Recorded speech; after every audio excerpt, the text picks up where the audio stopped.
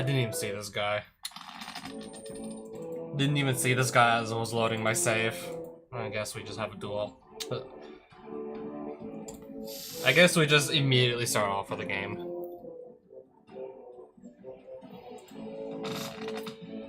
I'm gonna try this. No forest to put this on, but I'm still gonna be able to go. I mean, I have 3 lands at least. Surely I should be able to try something. Play my amulet and pass. Okay.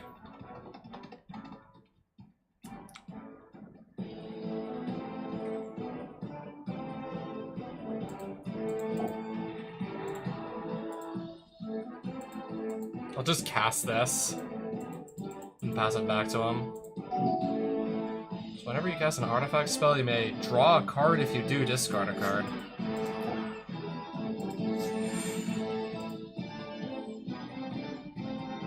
So drew 1 card so far, because there's no take inventory in your graveyard if it's the first thing you cast.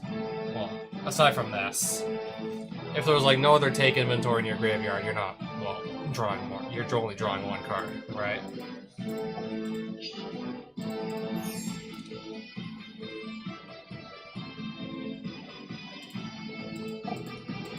I'm gonna put a Blade Splicer down.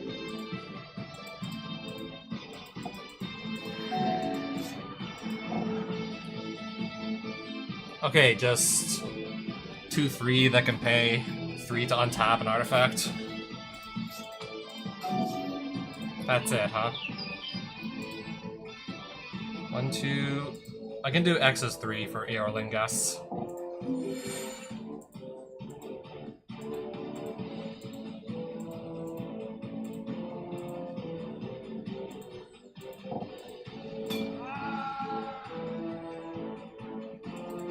Yeah, this knight dies.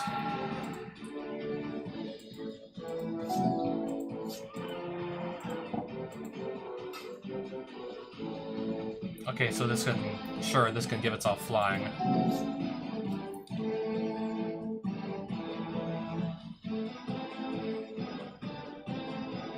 I'm actually going to equip this amulet now. I'm starting to really think there's a reason that we don't actually have this in the real paper card game. A little bit too easy to just make this artifact equipment give +13/+13. Okay, well I spat out like 3 2/2s with the Eorlingas, so that's where 6 of the power came from this thing. But still.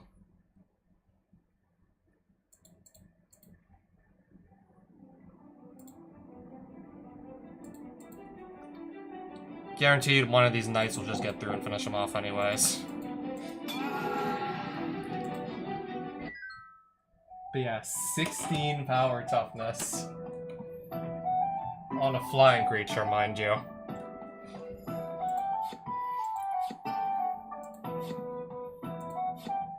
Okay, basically just some of the cards that were in his deck that I saw as I beat him.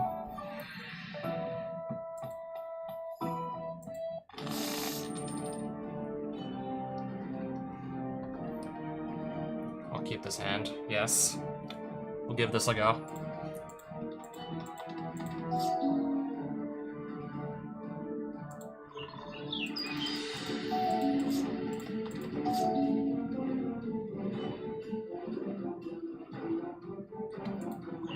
Hushwood Verge pass.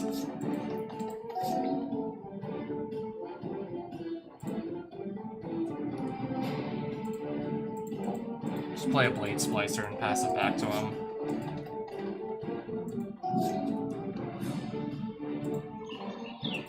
Alright, try and resolve a Throne the Last Troll and hopefully it sticks around.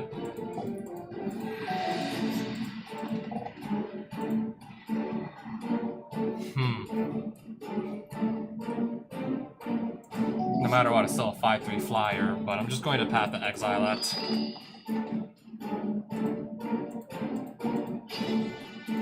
Pick red here, so I have access to red now.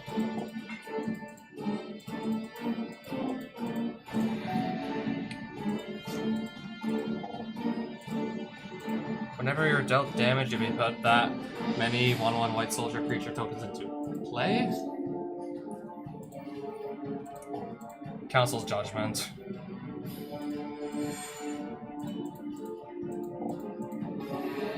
He's gonna almost completely tap out to put that 6-drop and then I just instantly remove it.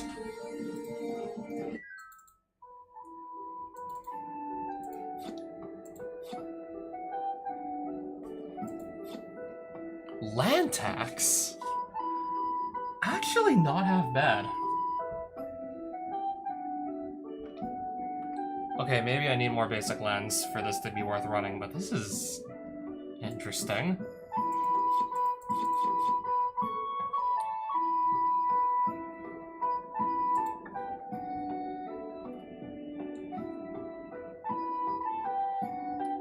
Okay, but I have to find Ammonax's Veil. Only problem, I don't remember where that actually is. Soldier Invasion? Okay, they're trying to point Ammonax's Veil to me on the map here, right? Completely forgot I was even on that quest. I mean, if we're still playing the old school Chandalar, they just said, like, we're sorry that their quest was not completed by now. I went and done, like, all this other stuff and completely forgot about Ammonax's Veil. Yeah, by now, like, for sure, like, they will also not even want to give me another quest ever again. So I guess here you have an unlimited amount of time to complete a quest.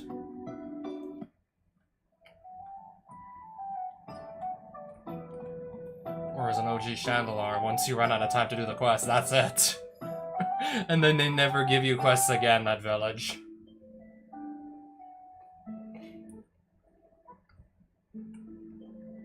So yeah, I might as well try and just run on back to that village I completely forgot about.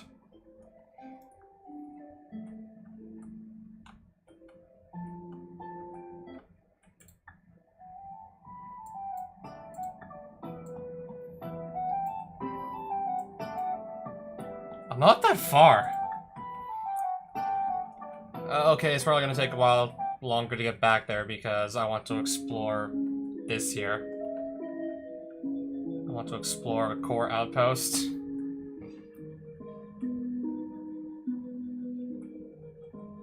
So this person is just blocking the way to even get into the outpost, I see. Core warrior just blocking the way in.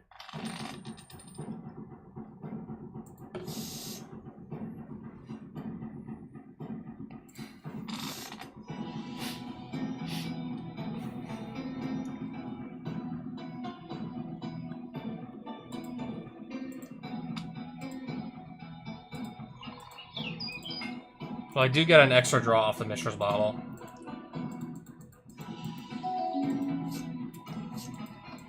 Still might not help me.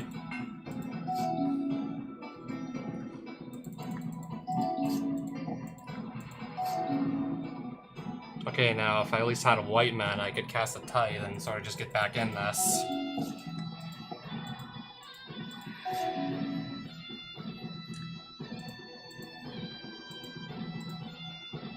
You're really gonna just leave me stuck with a one-lander. A one-land hand. I'll just concede. Couldn't find any land. I found one forest and that was it.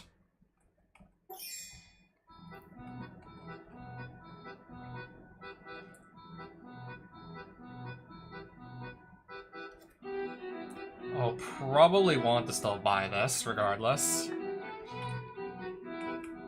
What do they have in the land shop? They have one of the useless bands with other lands here, apparently. Don't think they're ever gonna have any luck selling that, but feel free to prove me wrong.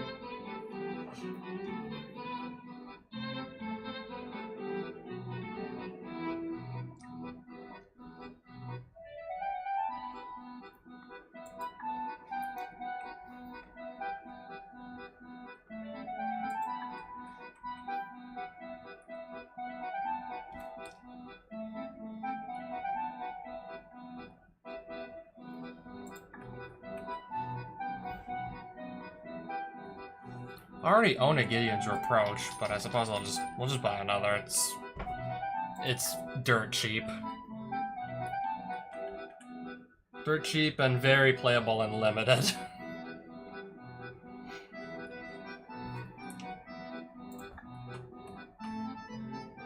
Maybe not so much that I own now like 3 Path to Exile and a Source to Plowshares, when I just have better options of just removing stuff from my opponent's field than just the Gideon's Reproach. I mean, if my removal options weren't any better, yeah, Gideon's Reproach would be fine, would be passable still.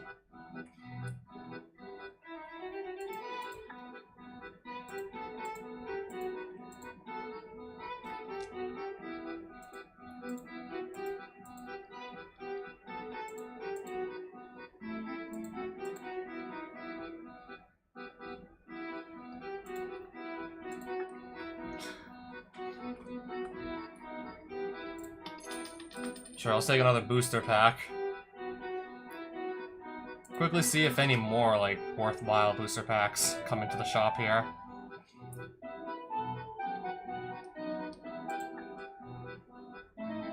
We'll just go with another Horizon set. We'll just go with the Horizon set again. Horizon / Master sets.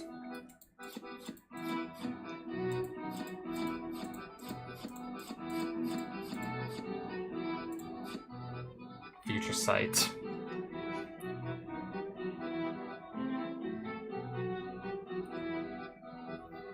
Two of any kind and 3 blue to get this on the field.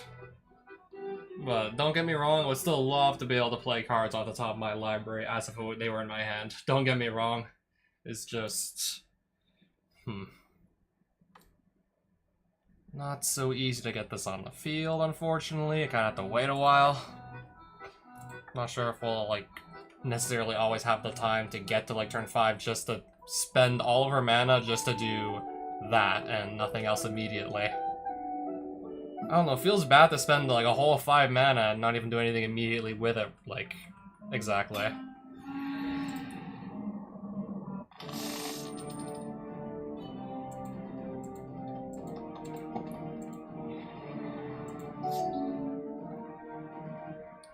Okay, this is much more workable already.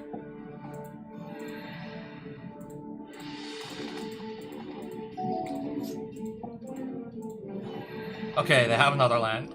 They're gonna play.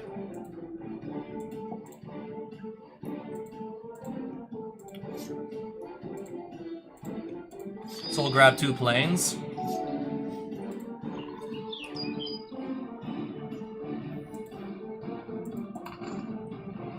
Suspend the Crashing Footfalls and just pass at that point.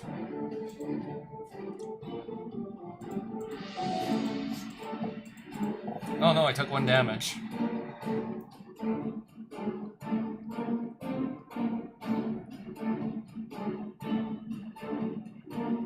Is that it, I see? Okay, nothing too crazy. I'm gonna go ahead and play this and hopefully just start firing off non-creature spells.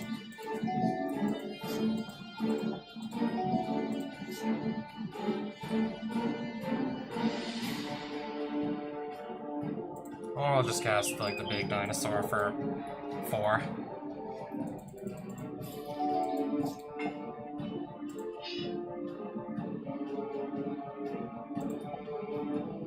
Okay, with that sword, my opponent searches a basic land, puts it onto the battlefield tapped.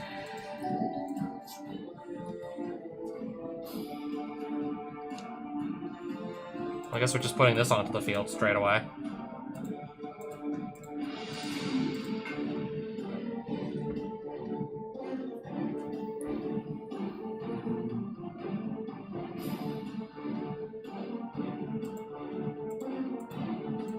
I'll hit you for 3. I'm just gonna give this dinosaur reach, and now be able to block with it, right? And now be able to block.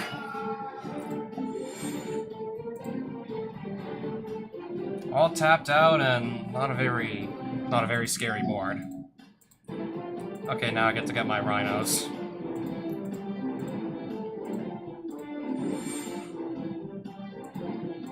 And Quick Beast Amulet gets like 8 intensity just from these rhinos entering. So I think we're gonna go and equip this here, like so. And then give this bad boy trample.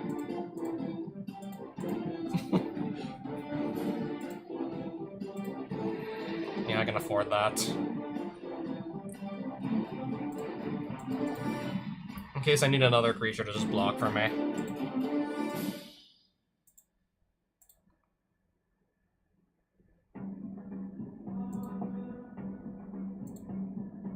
I'm not gonna bother discarding. Well, I basically just kill everything on my opponent's field. I put them at 1 left. I just basically nuke my opponent's creatures with that attack.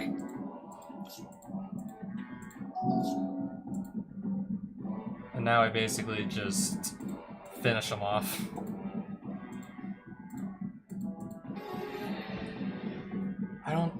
I really don't think an equipment you just pay 2 to cast and then 2 to equip. I don't really think it should be able to give the equipped creature like +12/+12 or anything, but what do I know? I don't think your equipment should be able to do that easily.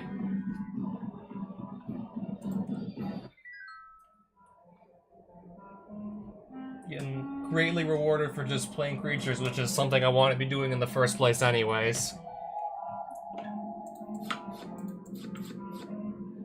I'm gonna get a second Sacred Foundry for my efforts there. I don't feel so bad that I don't have Plateau anymore. I got 2 Sacred Foundries, that's close enough. I don't mind paying life, that's still close enough.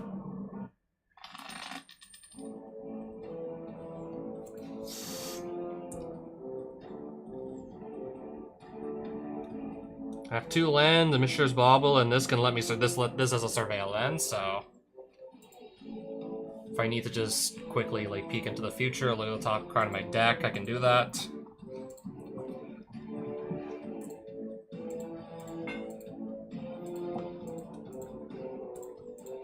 Okay, this guy's playing Torbran.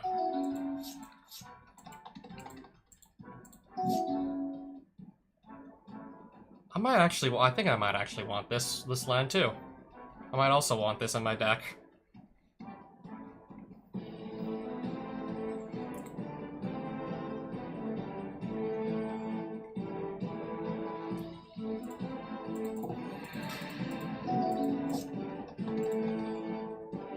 Foretell. After you foretell a card, you can place the exiled card here, and it's face down, right? We won't know until he just actually casts it for real.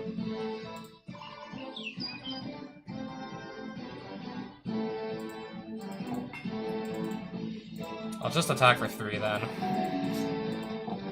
Oh, this guy's a Plateau. I mean, I can still, for now, make do with Sacred Foundry. It's close enough to what I'm looking for.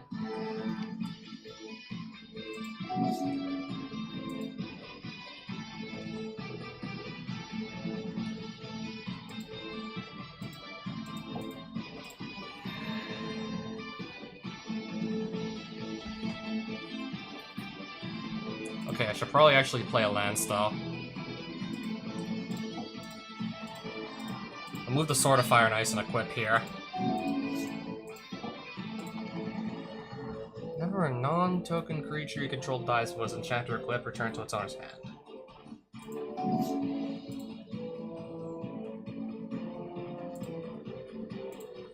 Okay, X is 3.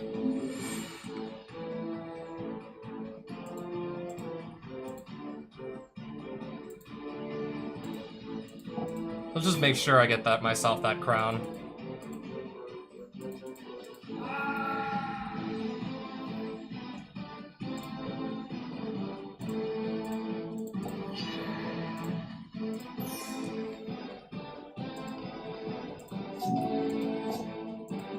Torbran. For red source you control would deal damage to an opponent or a permanent an opponent controls. It deals that much damage plus 2 instead.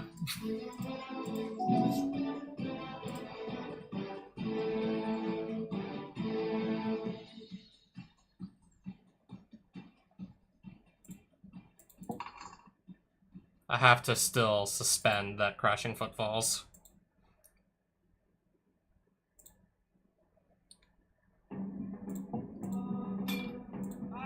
Yeah, we'll at that point definitely be forcing a block.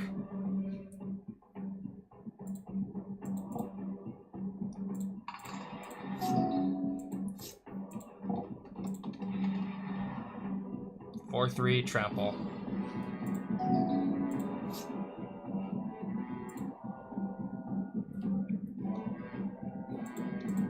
Protection from this dog has protection from red.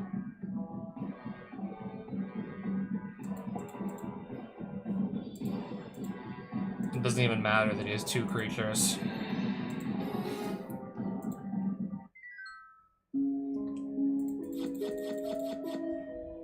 Plateau! Now we're talking. Now we're talking. And a bunch of other cards that don't quite matter as much.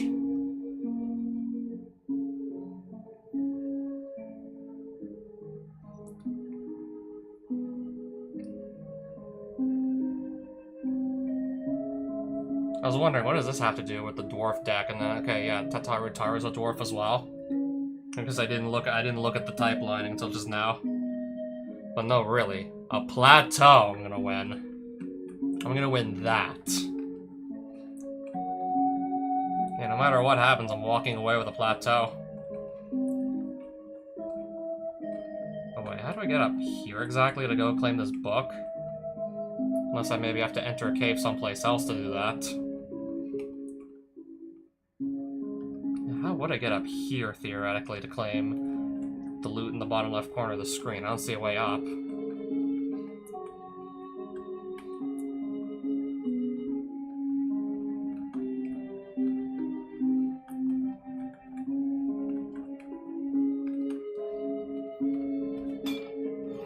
Okay, I'm gonna go for the treasure chest that I do believe I can actually reach without too much of a hassle.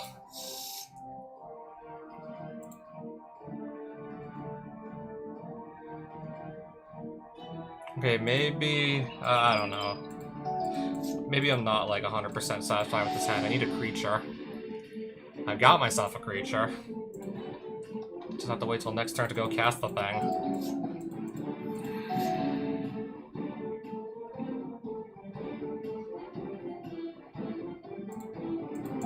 Maybe first I'll just do that so that this will just make the equipment give a +3/+3 once I equip it. Yeah, the moment I just play this, this becomes equipped creature gets +3/+3, and that's just gonna keep on snowballing from there if it doesn't get removed. Equipped creature is indestructible.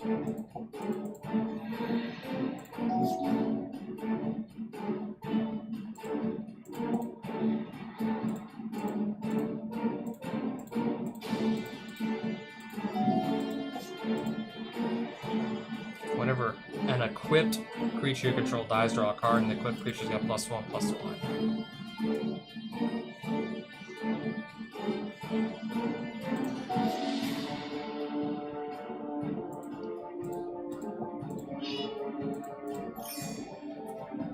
Okay, just take what we can get there. I'm gonna actually just kill the creature here.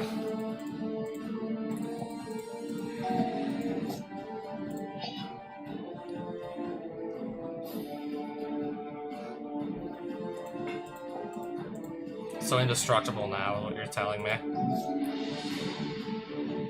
I'll just exile the thing instead, it's fine. Just exile it and not really care.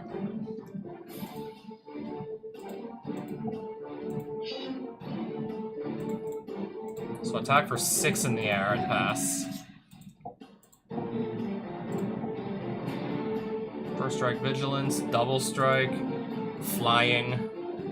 So there's a flying creature that can block at least. But I'll just give this Rancor so now it's got trample.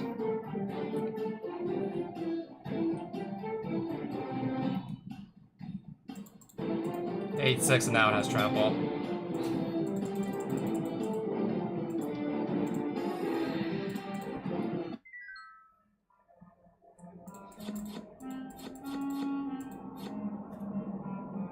guess I'll just take the cards then. And then I'll take these cards.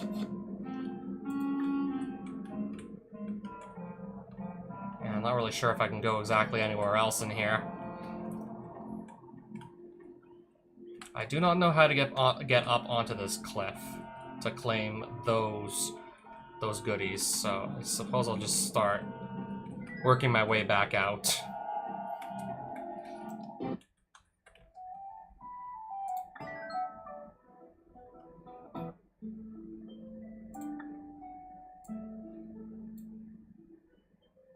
Okay, yeah, the Ammonaxis Veil is just sitting over there.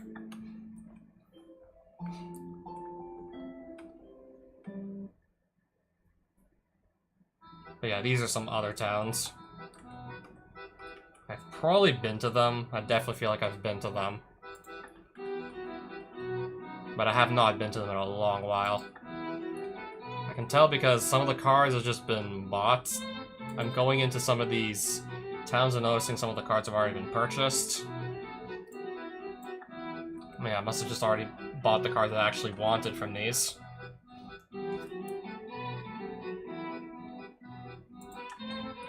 Yeah, I must have taken just about everything I actually wanted so far.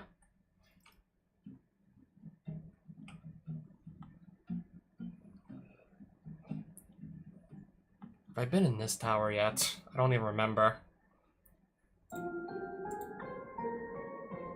I don't see any treasure. I just see enemies. So I take it I've been in there.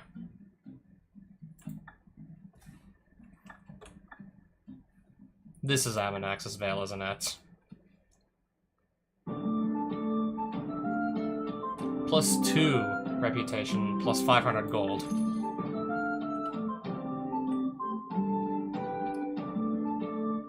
Okay, so now the cars are just a little bit less expensive. Barely any noticeable difference, though. But still. Still don't imagine the discounts are going to make much of a difference anyways. Still nice to have.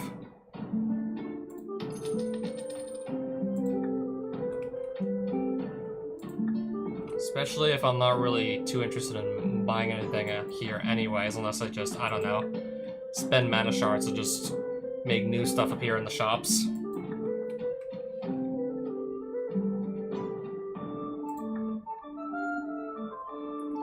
The booster packs are also...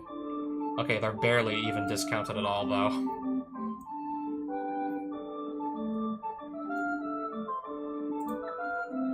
Though I might actually want to buy some boosters.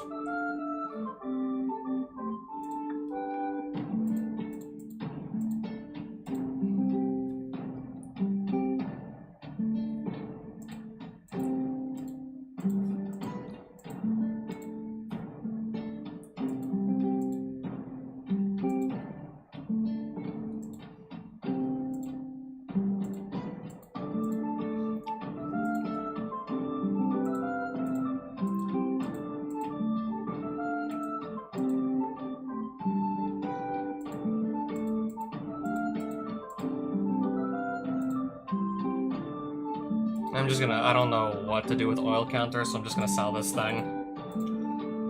I have to just put the plateau into my deck. No way I'm ever letting this go. Nor am I gonna let go of the Sacred Foundries. I don't want to let go Shocklands or Original Duels whatsoever.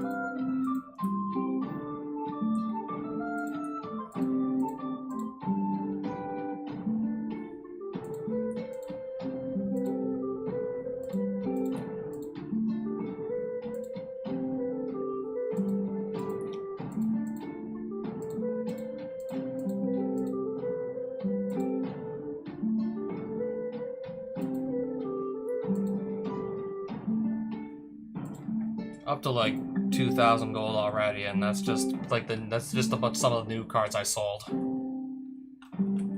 So I'm gonna get a very small discount on these. And we're gonna actually, yeah, we're gonna try 2012 core set actually, whatever. Also World Wake, because I do remember that's the set that has Stoneforge Mystic in it.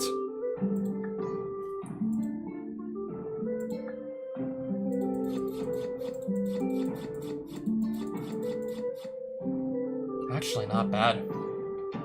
Good for a common.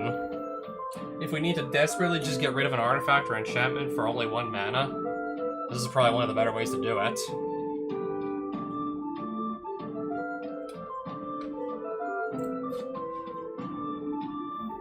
Okay, so we got some Merfolk in the rare slot.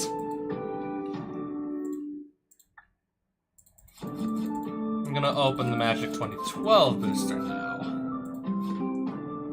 So those are my commons. Nothing all that crazy in the commons. Oblivion Ring.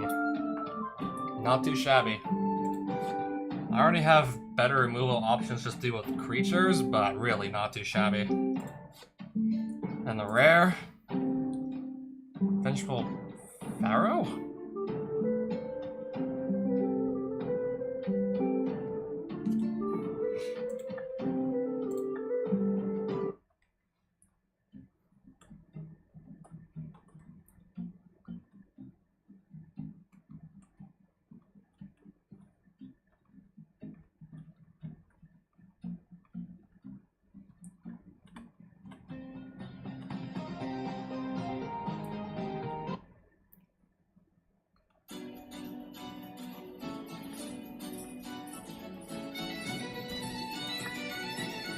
Final Fantasy booster draft.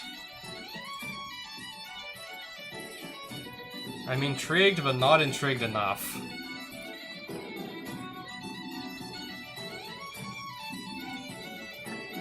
You definitely had me thinking there, but not intrigued enough.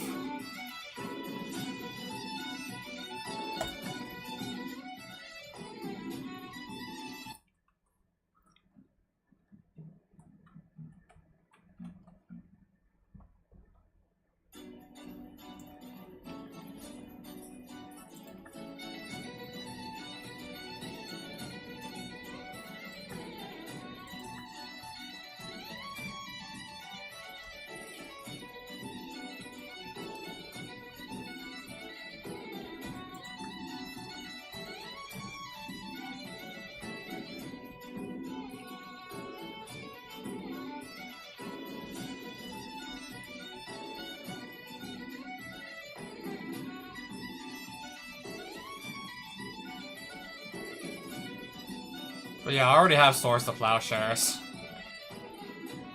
Just, in general, a much easier card to use. I mean, if you're playing mono white, the lay down arms would be definitely a viable substitute, for sure.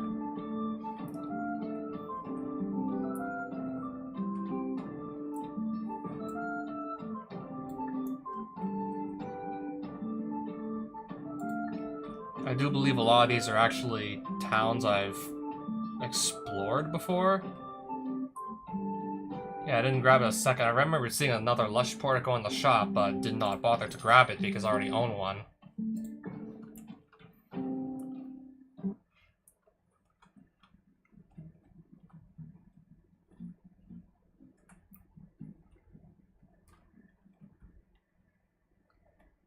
Mardrake's Steading have I been to yet?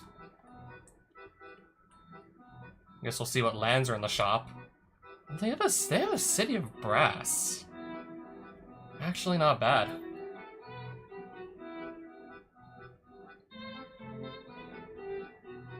I might still seriously consider buying it.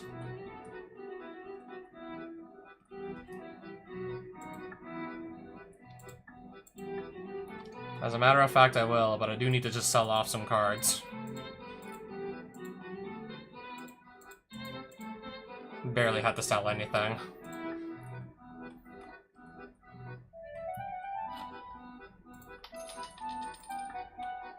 Just gonna take the City of Brass and... Actually, let's just check out some other shops. In the off chance they have something I really want.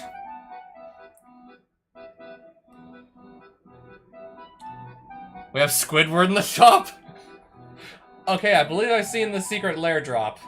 I just never bought it. It's not that I, don't like SpongeBob or anything.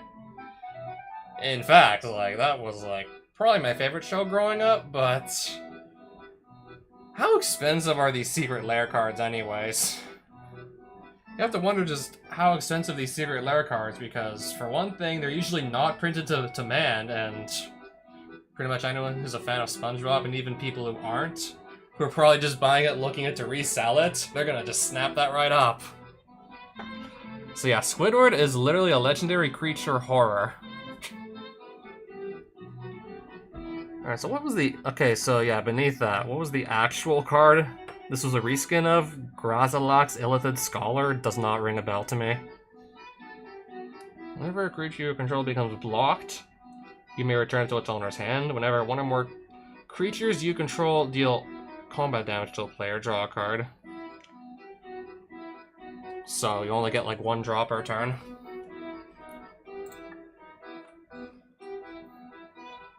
Yeah, imagine just pulling up and finding Squidward just... Yeah, finding Squidward on the counter for sale.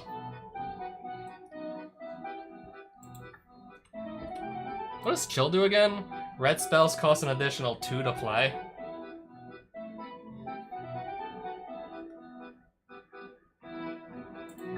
I'm interested. But only would be worth actually bringing in against, say, especially like a mono red deck. Would only be worth even trying against the red deck. But I am interested. Oh, I have 2 Basilisk Collars. They're both pretty much worth the same thing, yeah.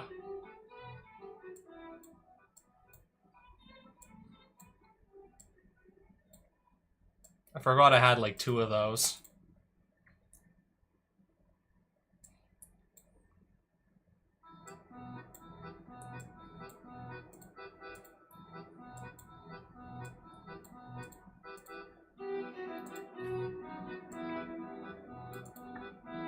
Alright, this was the in with the Bloomborough draft.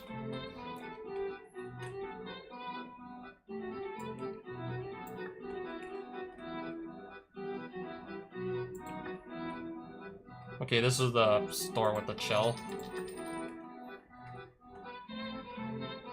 Yeah, what if I really need to slow down a mono red aggro deck of some sort?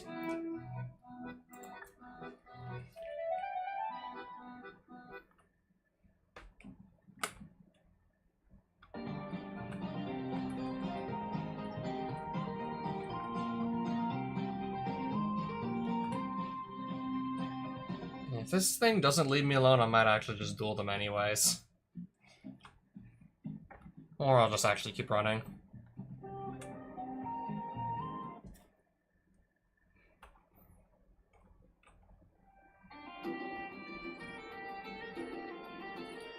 Alright, time to see if there's any more good cards for sale.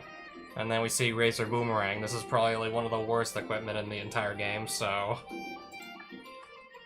Moving on.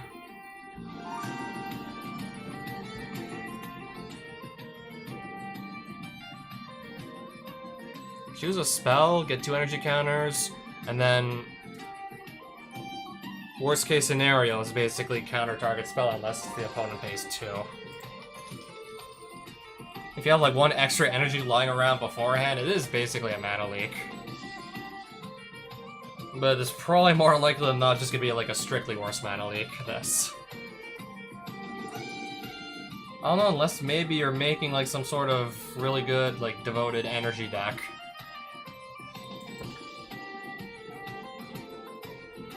Boros Charm. I might as well just grab that.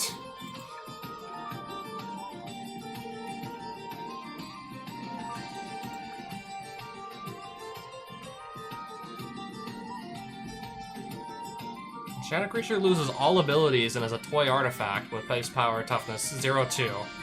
And if this ever comes up, if the creature is face down, it can't be. If that even ever comes up. If that'll come up, anyways. Highly unlikely it ever will. Specifically a face down creature. You don't see that often. You really don't. But yeah, for 1 mana, just completely neuter something. Pretty much make it useless. Still probably definitely gonna buy the thing.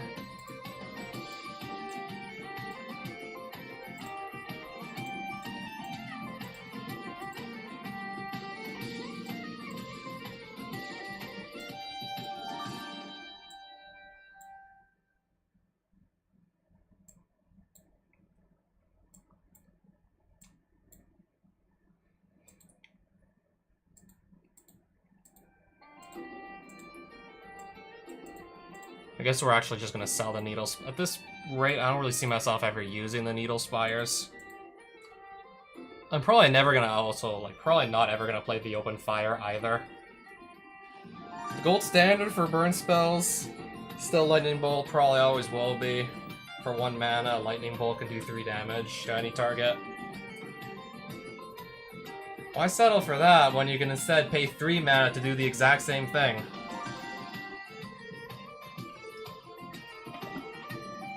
Also, fun fact, interestingly enough, this was probably one of the best commons in Hour of Devastation limited format.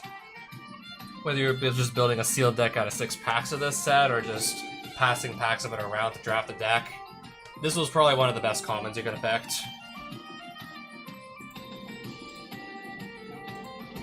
Miles worse than Lightning Bolt, still one of your better picks for commons. Just goes to show you just how crazy good, like, the rate Lightning Bolt gives you as. Yeah, for 1 mana, kill anything on the spot, basically, with 3 or less toughness, or if they're low enough on life, just straight up win the game with damage to the face.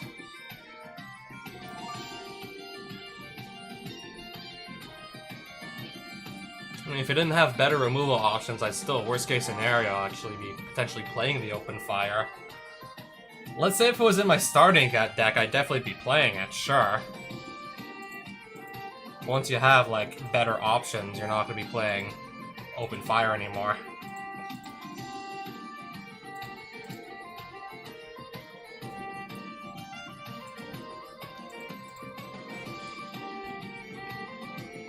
Seven mana, that was a lot.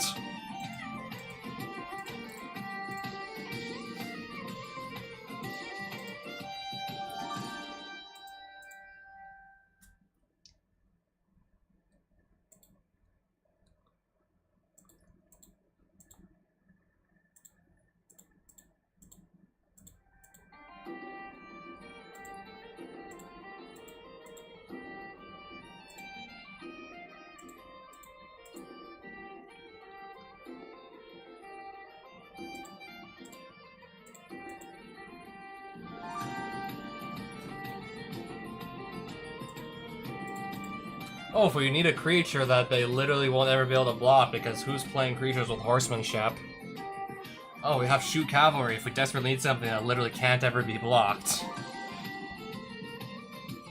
I don't know, unless, like, in the less than 1% chance that the opponent's also going to be playing a horsemanship deck, this won't get blocked.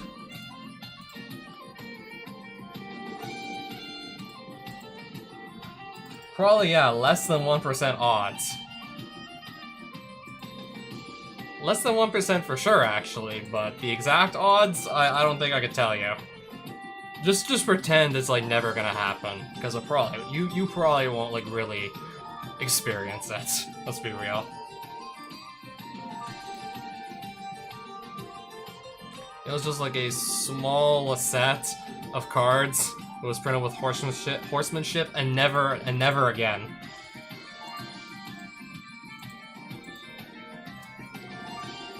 A small set that was mostly printed in Chinese, and a very limited amount of English Portal 3 Kingdoms cards got to Australia and New Zealand.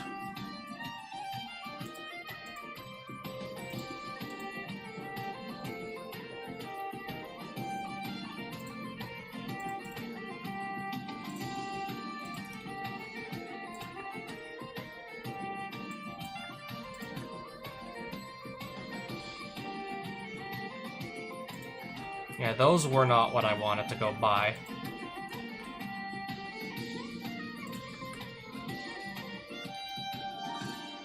What was the card I had plans to buy again? Oh, right. Unable to scream. For 1 mana, just completely neuter an opponent's creature.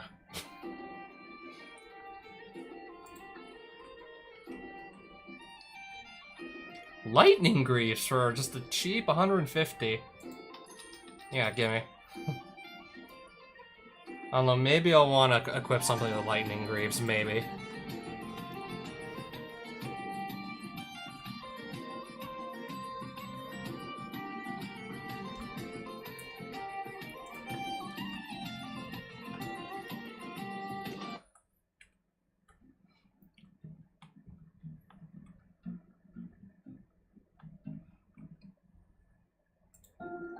All opponents get one Desert of the Fervent. That's a land, right? They start with an extra land in play.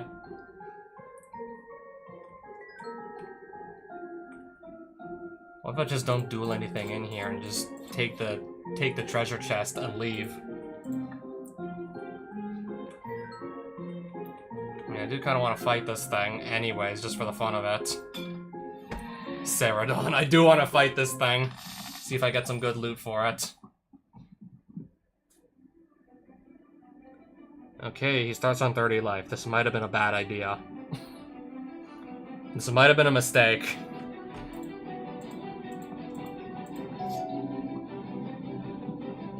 I may have made a grave mistake here.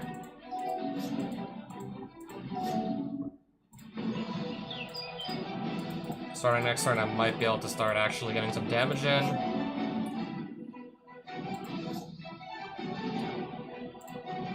As I was saying earlier, this isn't going to happen often, but...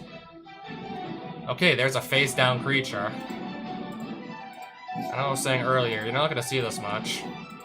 The morph mechanic exists, but it doesn't come up too often, especially when the card pool is this damn big.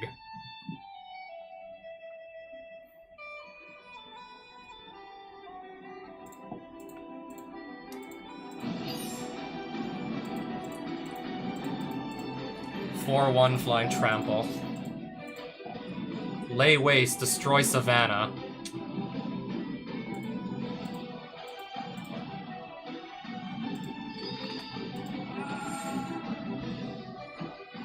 If I can just continue to draw lands, that won't be a problem. Otherwise, that might be a death sentence, potentially. Even if I continue to get mana screwed, that might actually be a death sentence.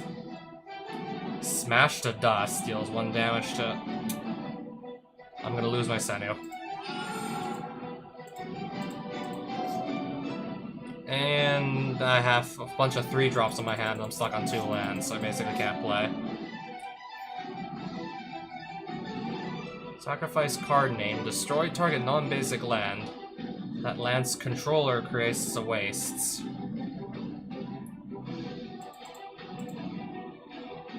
I'm forced to discard. There we go, there we go.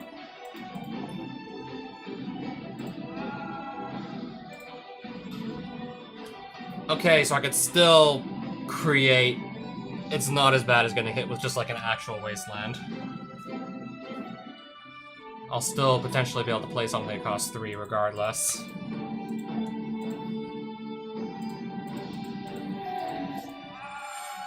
Alright, that's dead already. I'm trying to see what card just killed my 3/3.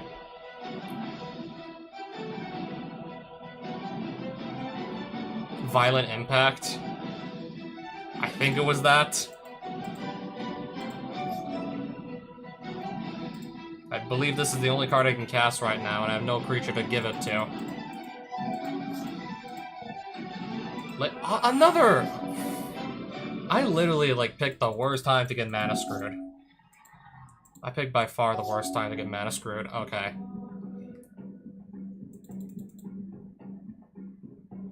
I would not be stuck in this position if... I don't know.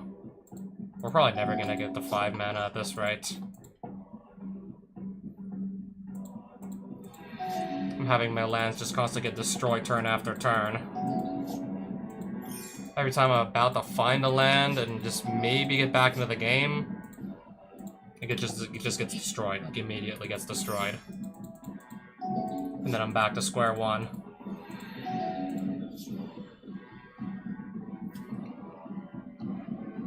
And then I am literally just back to square one. So what do we even want to do now? Is there even anything we can do? Is there?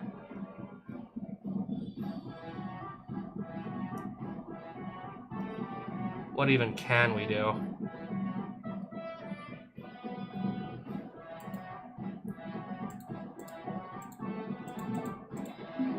If I was drawing more lands, I don't think this would be a problem, but... 3 damage to each creature. Okay, that's basically everything I can draw. Yep.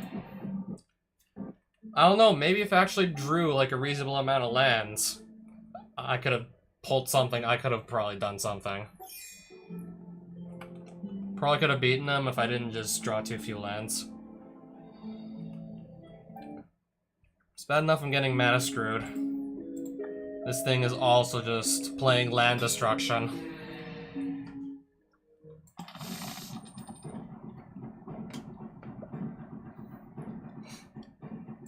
This looks a lot more doable already.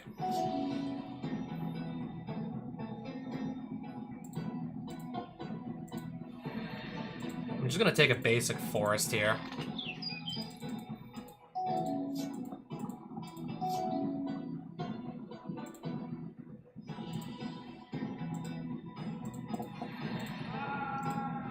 Okay, I still did get to resolve this. Sure. I'll hit the Ceradon for 1.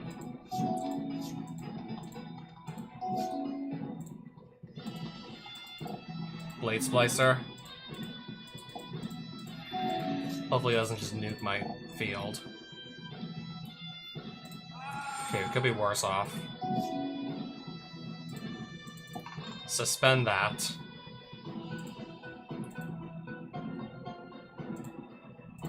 Attack him with everything here.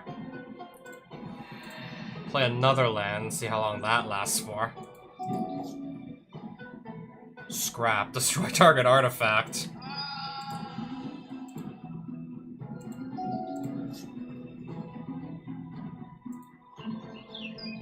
Now I am missing red because he destroyed one of my lands earlier.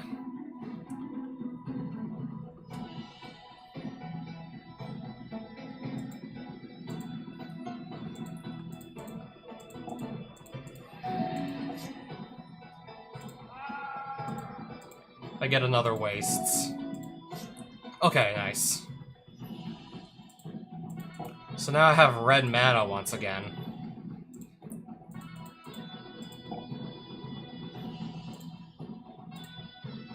Can I now just play something from exile this turn?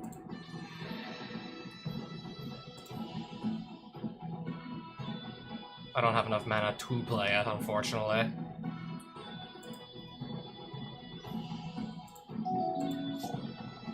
Violent Impact, destroying this artifact, yes.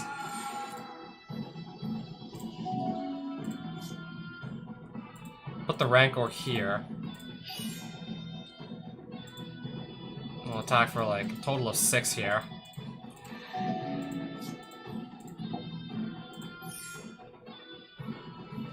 Creatures?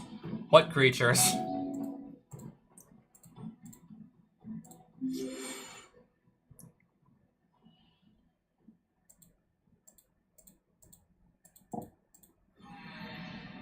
I'll just have to settle for knocking him to 4 for now. Whenever a creature is put into a graveyard from play, that creature's controller sacrifices a land. Tapped out to basically not really add to his board. Which is perfectly fine by me.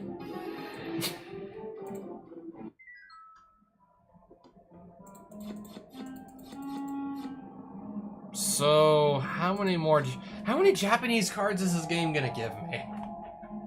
I'm looking at yet another card that, what does it do? What does this even do? I can't read this.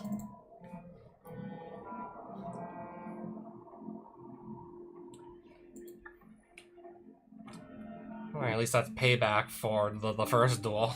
At least that's payback. But yeah, I left with another card I can't necessarily read. Bloodsand Quarry. Alright, so now we're just moving into the red part of the map. Now we're moving into the red map. Kind of expecting to see a surplus of red cards for sale and also in the opponent's decks. The just question is, can we find some really good red cards in this area? Well, they have sneak attack. Okay, what if maybe I want to play sneak and show? What if I suddenly decide that's what I want to be doing with a deck? Grim Tutor, wow. Sadly, I'm not playing black, though.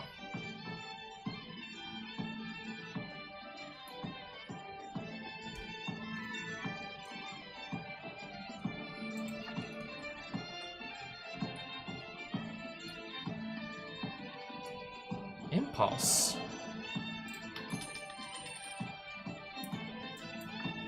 Yeah, it's definitely worth just the measly 50 coins.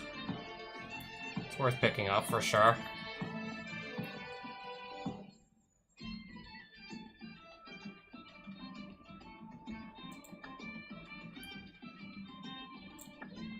Brothers War Draft. I want to see what they were drafting.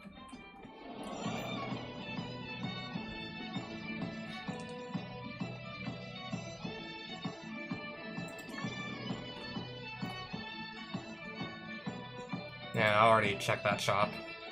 I believe I've checked all the shops that actually sell cards, so I'll just be on my way.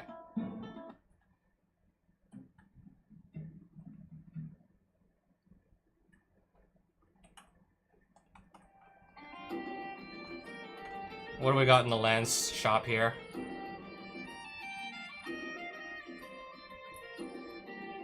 This is probably the best one for me to just buy. I either can play it as a land, or I can just kill an attacking or blocking creature with 4 or less toughness. That is probably going to be the best one for me here to pick up.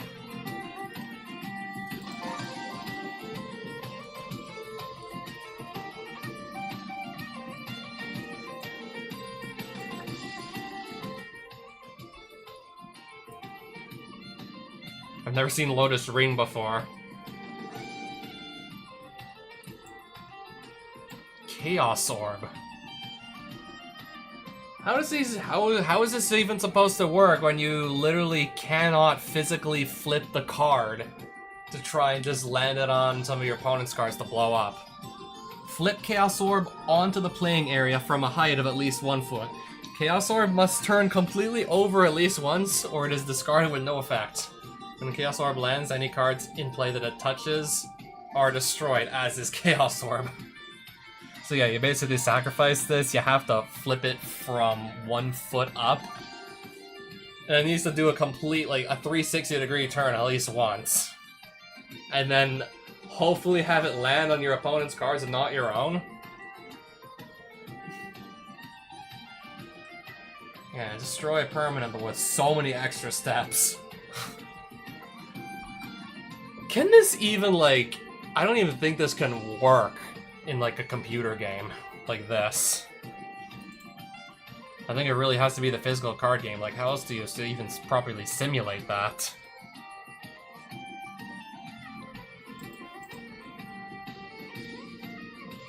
Blue cards for sale. Oh, they have Time Spiral. No, I'm not really planning to play any, like, High Tide Shenanigans, though, but they have Time Spiral. Okay, another land shop.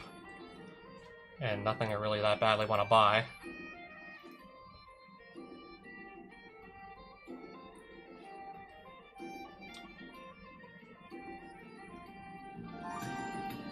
This game's just really tempting me to buy all of the... They're really just tempting me to buy literally all of the Sliver Lords.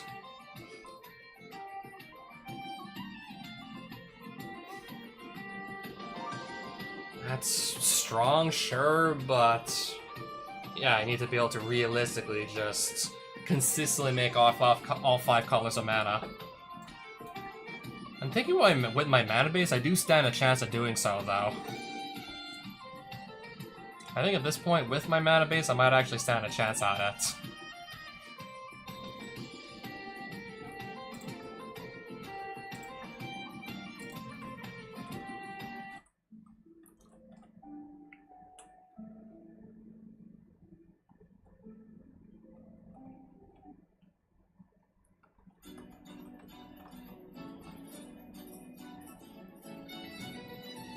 I already own an Iron Shield and an Iron Armor and some Steel Boots.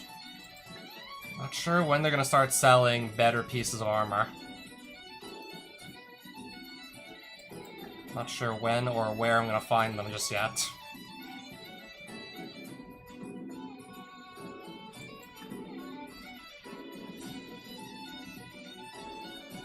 Okay, this is just a bunch of dwarves, right?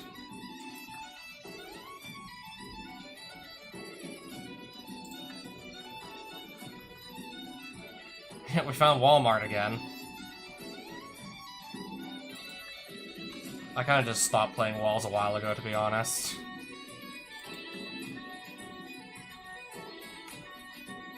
Another Sliver Hive.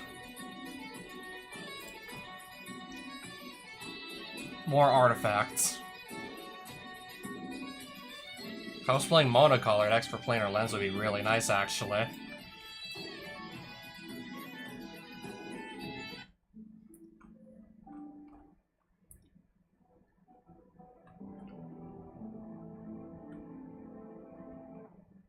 We're heading into the red territory.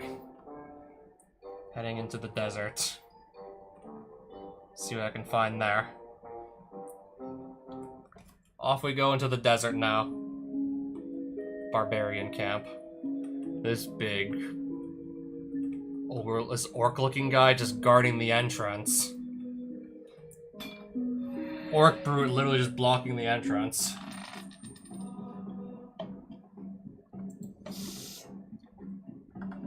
Not a single land in there. Okay, at least this can just grab me 2 lands anyways.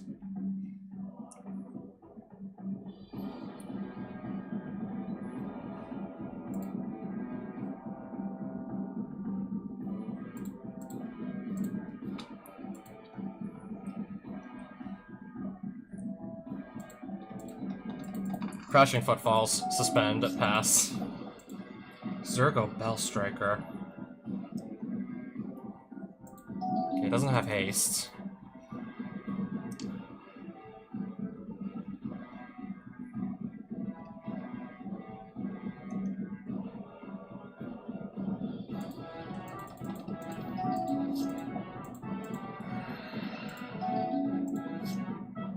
Okay, Mana Confluence. I'll cast this and pass.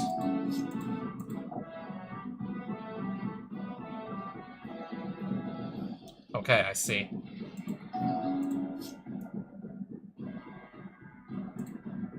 I'll exile this thing.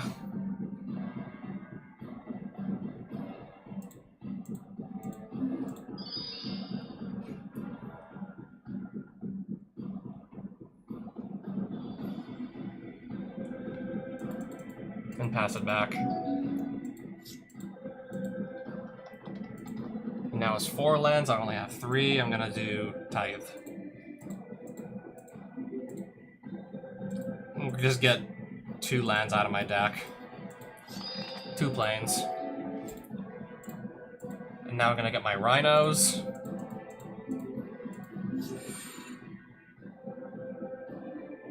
And some more monks with prowess.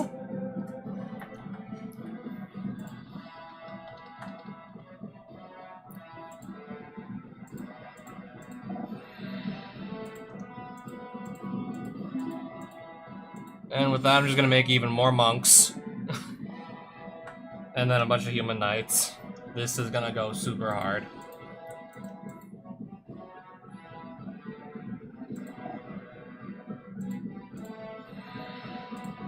Give me my crown. What did I just cast for 1 mana that nuked the board? Blasphemous Act. I don't think it could have been anything else. Yeah, with how many creatures were on the field, of course this is gonna cost. Yeah, I definitely counted over 8 creatures on the field. So no surprise this costs 1 mana.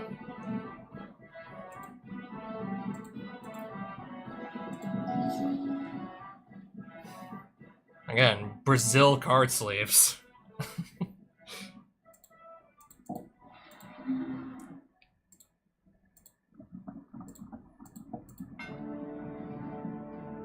And apparently in this universe, Brazil actually exists. Pass turn. Zergo Helm Smasher. Attacks each combat if able. Has indestructible as long as it's your turn.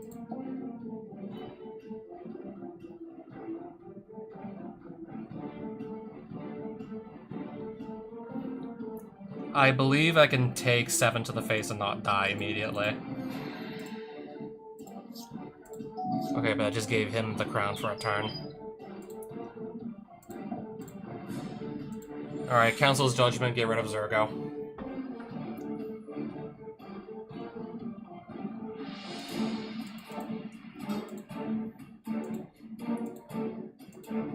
I have 1 mana. I'll keep a blocker in case he pulls another Zergo Helm Smasher. Haste. All creatures can attack your opponents and planeswalkers your opponents control as though those creatures had haste. Not attacking. Even though he can just... Okay, if he attacks. He probably does die next turn anyways. Yeah, this would have forced me to block here. That would have for sure forced the block.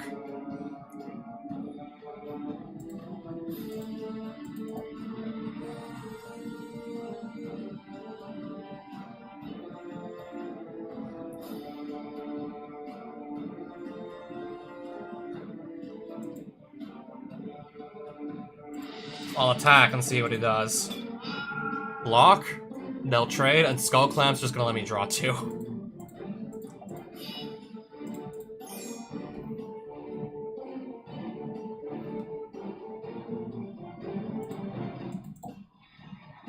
Another creature to hide behind.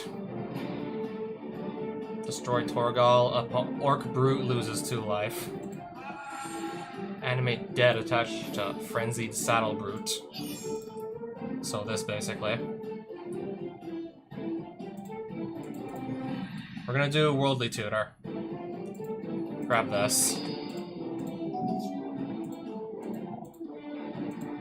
Go ahead and cast it. Yep.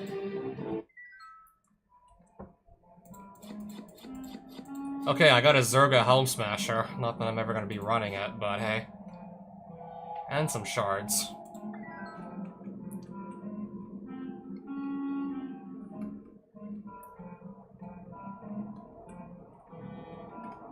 Okay, I have to walk around this dead tree.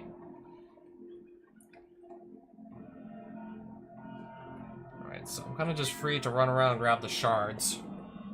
But I want to get like dead center in the middle of that camp, because that's where all the good loot seems to be. I want to get smack dab in the middle of there. What is this, a pack of antiquities? Doesn't look like it. It just looks like a complete mishmash of cards.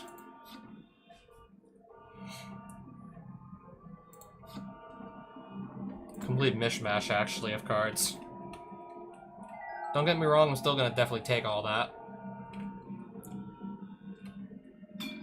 So, Orc Warrior, we know he's blocking the way to this loot. He's in the way. Keep hand.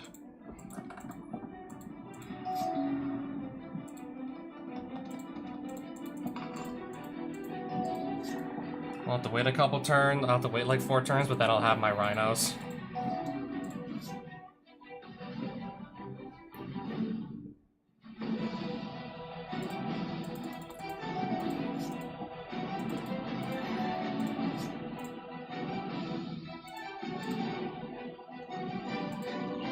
So now I can actually put down a creature.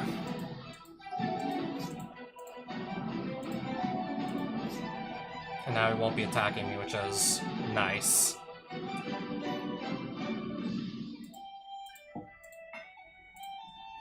Play land. And I guess kind of just wait around a bit. Get 2 4/4s, and then the intensity on this is gonna go up to 8. So now +8/+8 to whatever I equip this, to whatever this equips. 11/11. Yeah. Alright, so swing for 11. Pass the turn. Okay, this is fine still. I'll just move the amulet someplace else and he's still gonna be done for, isn't he? He should still be absolutely done for. 12-12.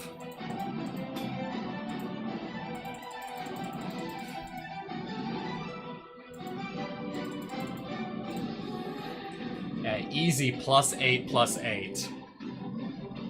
For the amulet, just with the crashing footfalls.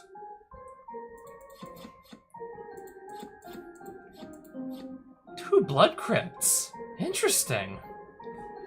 If I want to play black-red ever, and I mean, don't get me wrong, I'm absolutely gonna keep these. I'm not gonna say no just to some really good lands. Even if they're not in the colors I'm running, I'm definitely not saying no to them.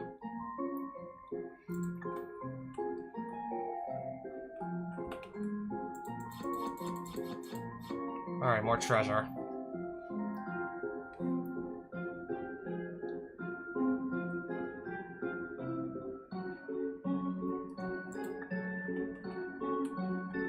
Looks like I'm gonna have a fight or two on the way out.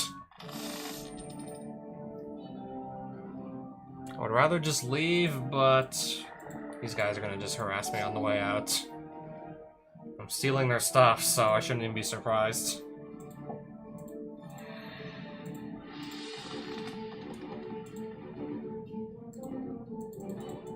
Not at all surprised. I'm literally going in and taking their stuff without asking. Of course they're not going to be happy.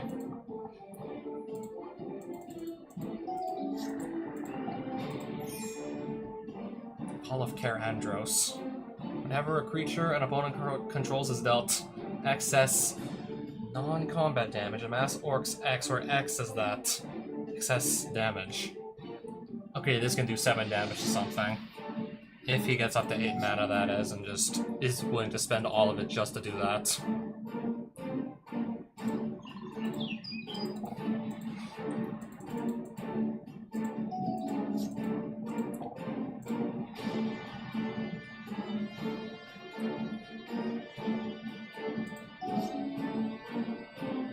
I think I want to just remove this.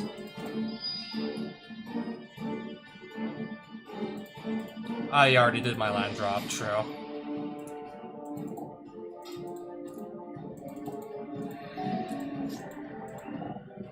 War Beast of Gorgoroth. So when this or another creature with power 4 or greater dies, amass Orcs 2.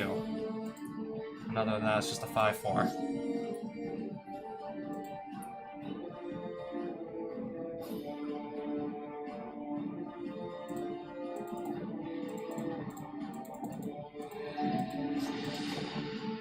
I'll for now just let this hit me.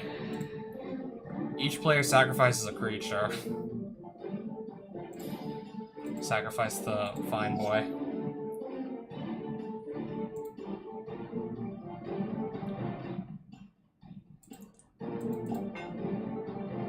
Equip Sword of Once and Future here. Attack for 5.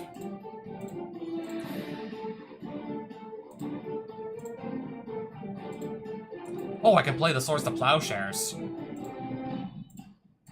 Just so he doesn't have that on the field anymore. Orcish Artillery. 2 damage to any target and 3 to you. And... okay, something that can't block creatures with power 2 or greater.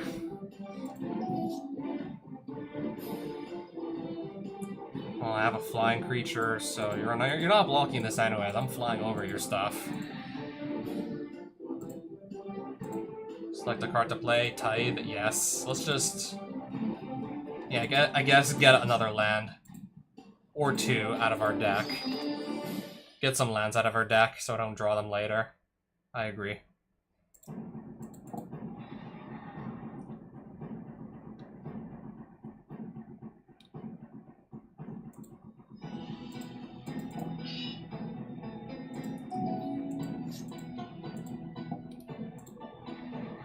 Sacrifice an artifact, or if Orcish Vandal deals 2 damage to any target. I'm going to actually abrade the creature that can do 2 damage to any target. Okay, now I think the ogre's just... Now I think the orc is just gonna be dead. And I now believe the orc's probably dead.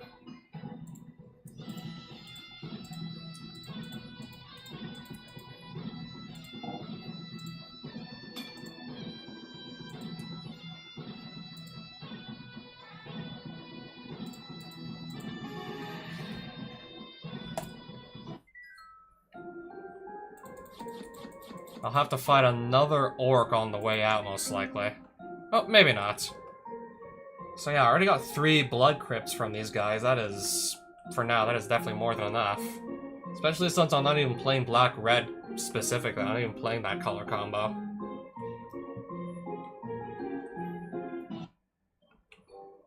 I could always just switch to it at a later date, and then have 3 lands perfectly ready for it.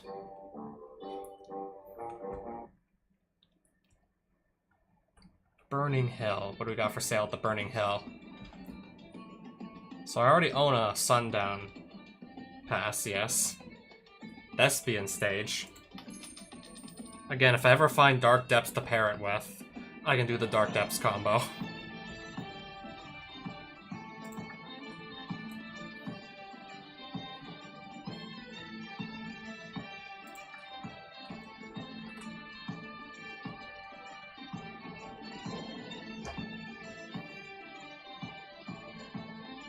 Players can't gain life. Celebration. At the beginning of your end step, create a food token. Conjure a card named Food Fight. I don't know what we're doing here. I was about to say, haven't I played Dragon's Lair before? No, I played some other, like, really old school game on an obscure emulator. I was like, yeah, I have not played Dragon's Lair yet. That was Dark Castle I played several years ago. Do I really want to play Dragon's Lair, though? I still remember there was a 3D Dragon's Lair they made for the GameCube. Maybe that one was good? It's been so long ago since I played it, so I wouldn't remember how good or bad it was.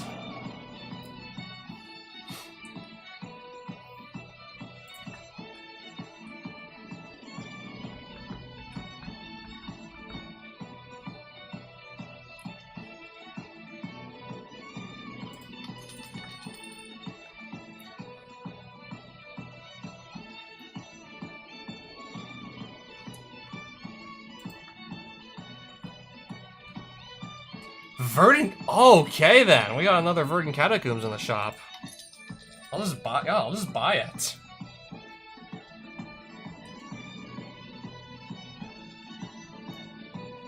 And Golem Bombardment if I can ever build like a swarm deck. I'll just pick up the card while I have the opportunity to do so. And since I really liked what they were selling there, I'm just gonna re-roll the shop once, because I don't have a lot of mana shards. Still feel like 7 is a lot just to like spam click this button. I just did it one more time. Just to see what else we can maybe get in the shop. Nothing that I really want to buy that badly. There's also Cliffhanger by Stern Electronics.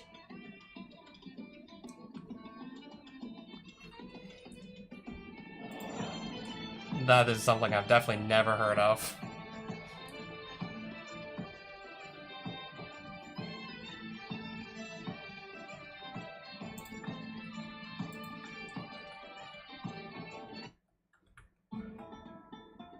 Just gonna get back to exploring. Exploring specifically the red map. I'm subsuming this is supposed to be the red castle, right?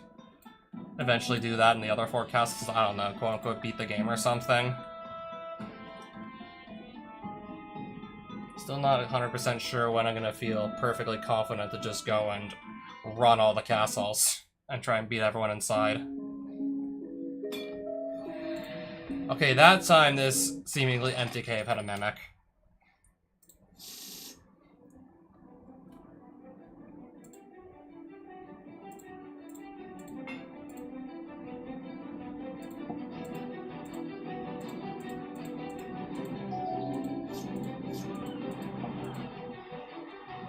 Okay, I see.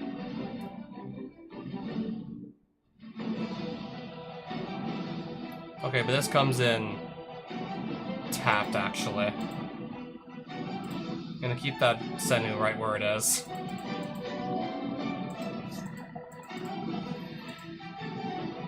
Mimic picked Shapeshifter. Each other creature you control of the chosen type enters the battlefield with an additional +1/+1 counter on it.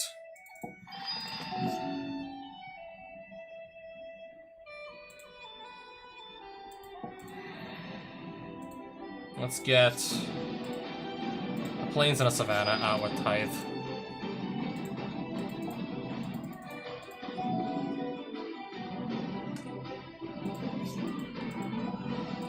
Treasure chest.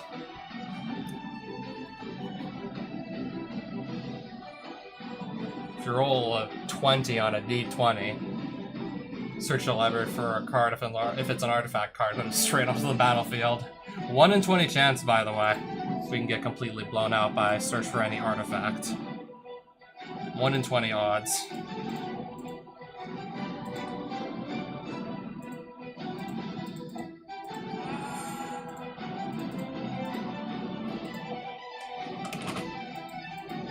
I'll hit the Mimic for 6 still. Mimic. And Mimic.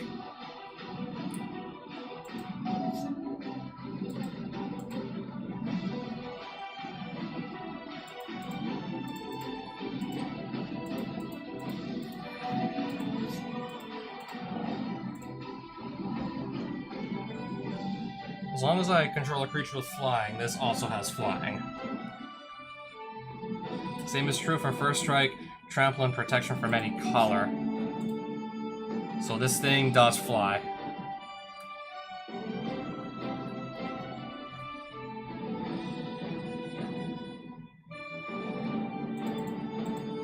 I have to just yield here. Return to target. Okay, this is fine. Yeah, sure, I can take 3 damage. Can't block and can't be blocked.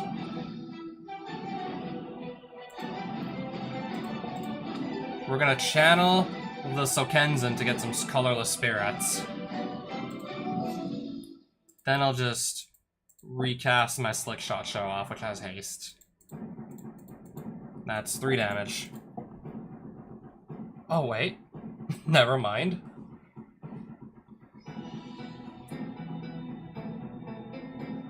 If 3 or more creatures are attacking, you may pay 1 blue instead of 3 and a blue.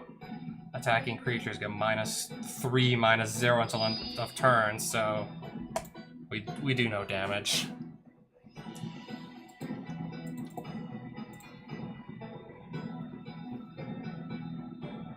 I'm gonna just grab something to out that flying creature on his field.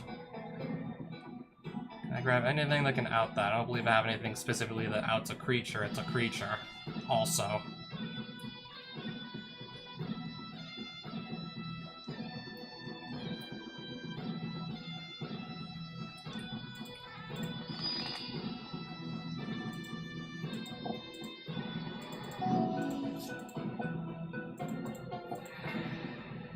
Another Mimic. Yes.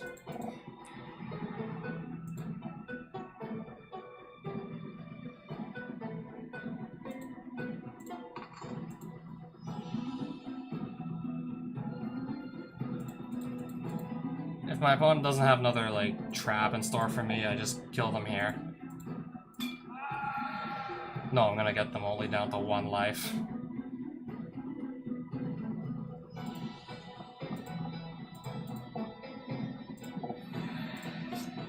Yeah, I'll definitely draw another card, that's for sure. Morph creature. I'll take 1 damage.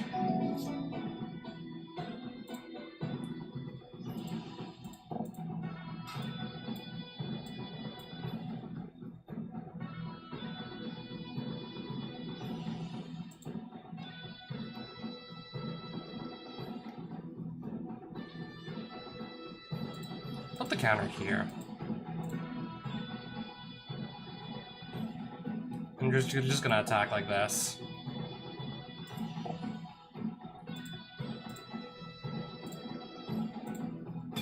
Double block. So I'm gonna kill the Mimic and I'm gonna kill the Morph Creature and I'm gonna lose the Synth Eradicator.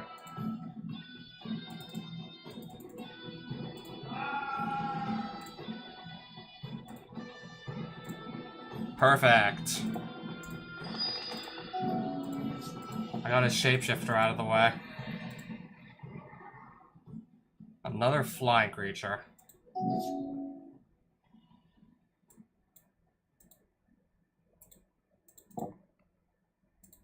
Perfect. Just like that, the game should be over.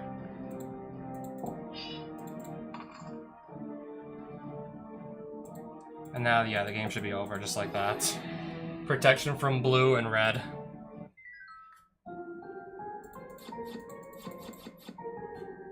Not surprising.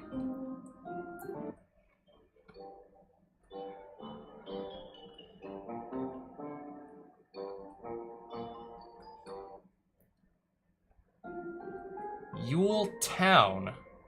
Oh, this is an actual town?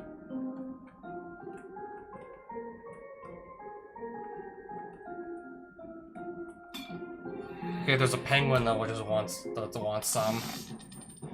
Is this really an actual town? There's hostile penguins that are just trying to take my money by beating me in a card game. So I don't know.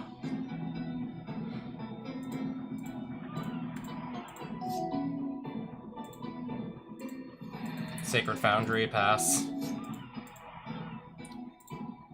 End step, Tithe, grab 2 lands.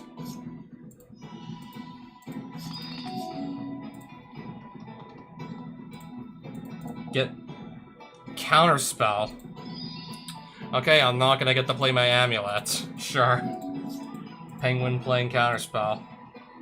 Whenever you cast your first spell during each opponent's turn, draw a card.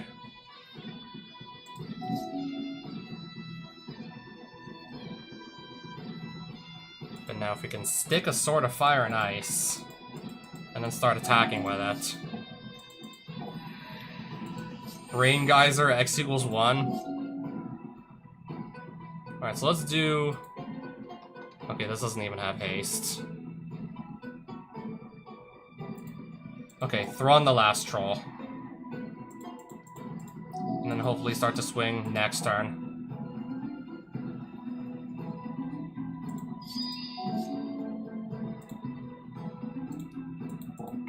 And then just let's immediately equip the sword. 2 damage with the combat damage trigger to Wave Break Hippocamp to just kill it, and then I draw a card.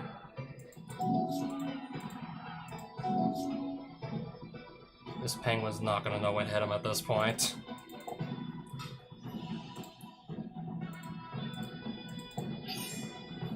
He's not gonna know what hit him.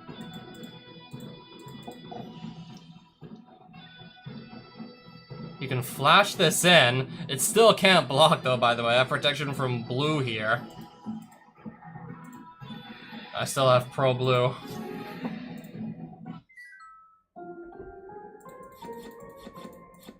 Two counter spells and a Brain Geyser. That's some pretty nice loot from the penguin. Okay, can I even go into... Okay, I'm able to go in here and buy some cards if I want. Okay, so you can still buy cards from here, apparently. I don't know if there's an inn for me to go sell things at. I don't think there is, but... I can buy cards.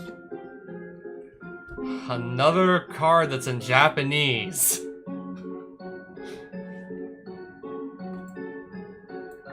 This is starting to actually become a meme at this point. This could literally become a meme at this point. This is literally gonna become a meme with just how much is happening, I swear.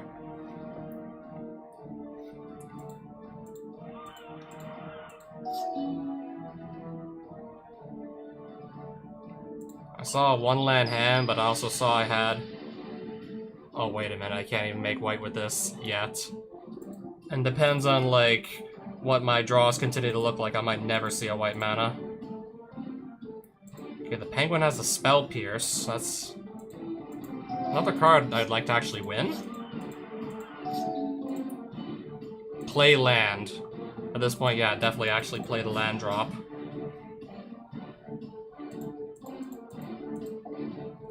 Unsummon. Could be worse. Nah, okay. Oh! Everything's a forest, so now this can... Okay, now it can produce white. Yeah, I just realized we can totally make white now. I'll get more energy counters, apparently.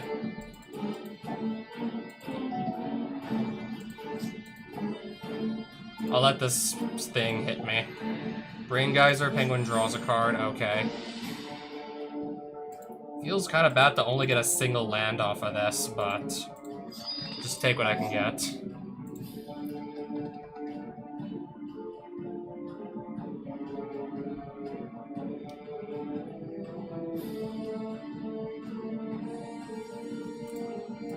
Let's play Thron. Again.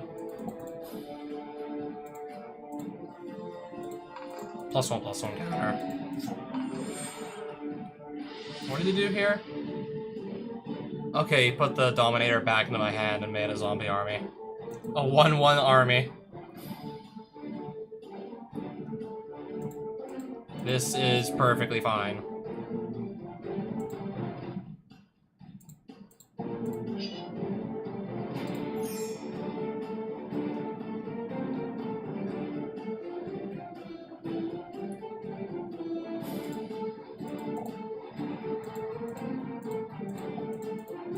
Hit the Penguin for 4.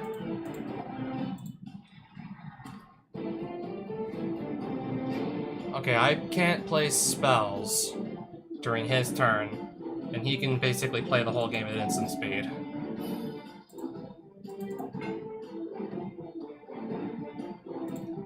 I'm just gonna source the Plowshares this thing.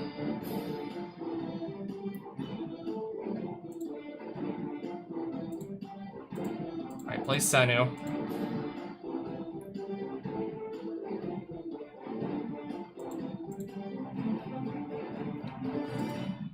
Swing with both of these guys. Yeah, at that point, we're forcing a block at least, so now his board just got like one creature smaller.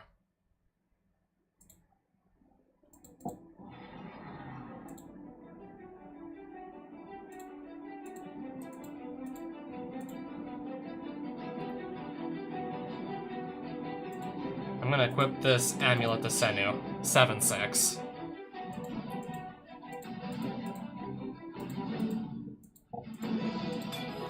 Force up. Okay, even if he blocks, he's still dead. He blocked and he still died. Back to basics! Holy cow. These Penguins have some pretty good cards they're dropping for me. Holy cow. On Thin Ice. Getting some pretty good cards here. Multiple copies of Counterspell, On Thin Ice, some Brain Geysers. These guys have Spell Pierce in their deck as well, so maybe they'll drop those for me too. I guess we're just gonna start beating up a bunch of Penguins then, because I really like the cards they're dropping.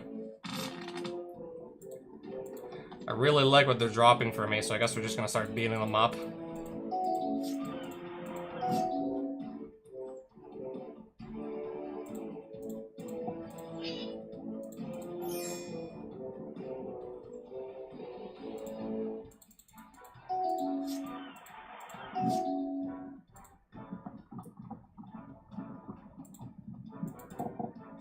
Yeah, I'm just thinking, what would I rather be? What would I be okay with not resolving? He left some mana up, so he's probably gonna play a counter spell.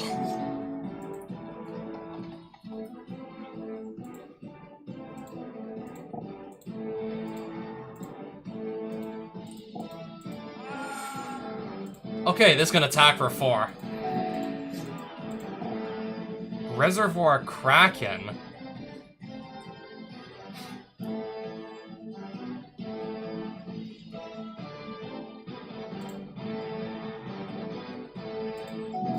I'd rather just figure out a way to get rid of this outright. Oh, this thing has trample.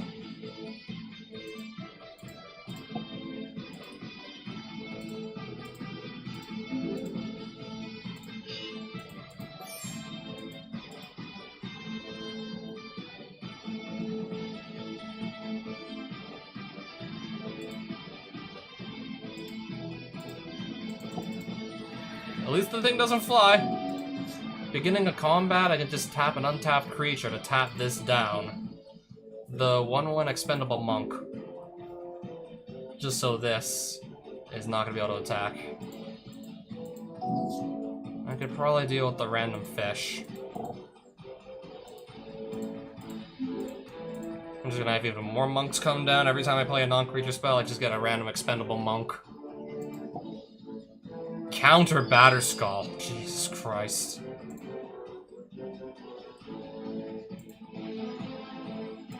Attack with everything. Beginning a combat. Tap down the monk to tap down the Kraken. Skull Clamp.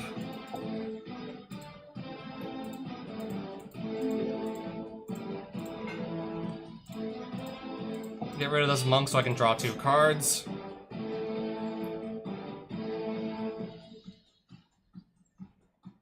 I believe the penguin is just completely done for here. Pay 2 extra so that I can actually resolve the Path to Exile.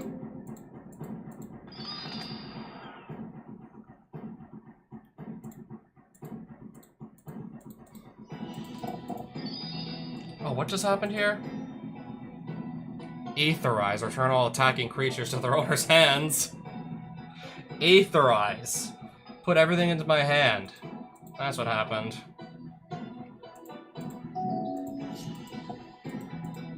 Yeah, I'll get hit with a fish. And he just resolved the back to basics.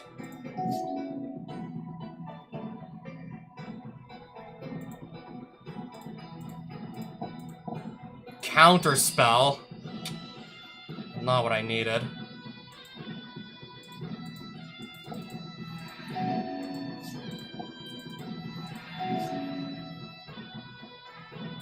At least I can attempt another counterspell. I might be in trouble here. If I literally can't untap most of my lands, I might be in trouble. I have access to green. Let's hope this resolves. Good.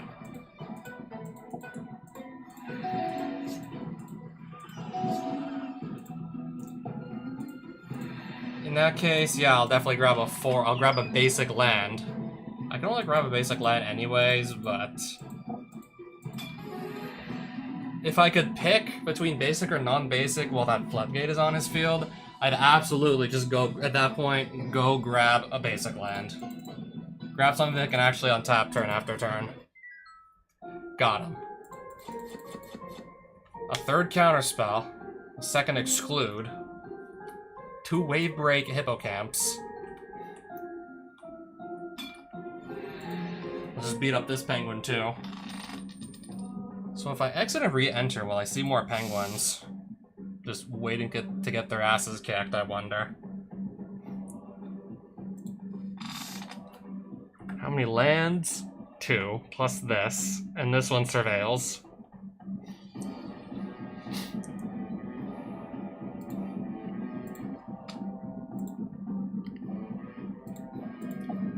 This can fetch into a surveil land as well, so I will.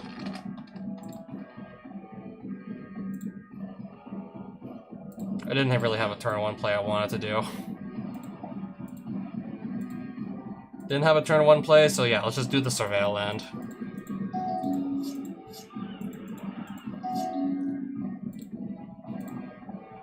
Keep that there, because I need lands to play stuff. I need mana to function, just like every other deck, really. Pretty much like any deck.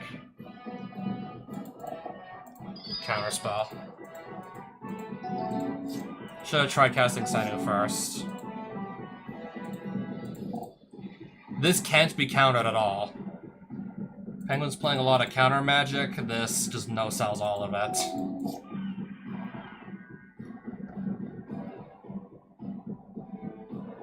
Each player chooses a non-land permanent they control. Return all non-land permanents not chosen this way to their owner's hands. So that does nothing. So it's pretty much not doing anything, huh? Attack for 5. Equip Sword of Fire and Ice. Now attacking for 7.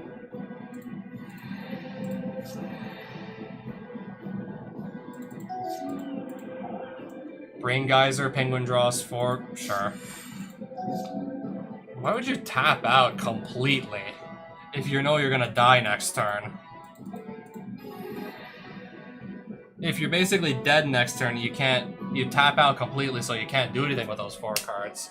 You just die the next turn, so what's the point? Not gonna ever use those 4 cards, he's dead now. 2 more counter spells. Now I have like 5. I did not know there was a treasure chest here waiting to be picked up. Dark Depths. I was talking about the Dark Depths Vesuva combo for a while now. And now I've actually found a copy of the Dark Depths in question. If we want to do the combo. Ideally, we'd also want to find more cards that can actually search our 60-card deck for the combo pieces. Since I have, like, what? Like 1 or 2 Vesuvas and 1 Dark Depths and a 60-card deck? I'm probably not going to draw both cards that frequently.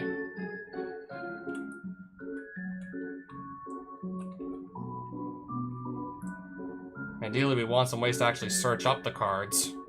I don't believe I have that many cards that just search up any land. Alright, I guess we're gonna fight a polar bear on the way out. So I just beat up some penguins for a place out of counter spells, apparently.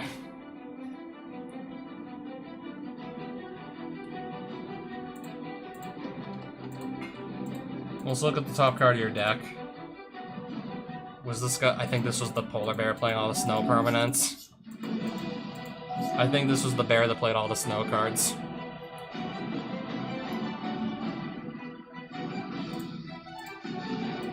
I'll give the bear 1 point of life, sure. Flash Flying Death Touch.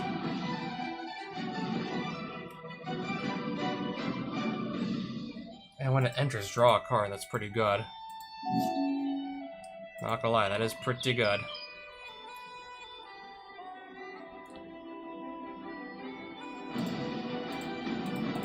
Give you a Rancor.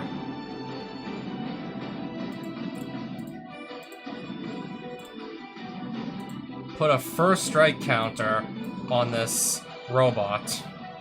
Give him first strike.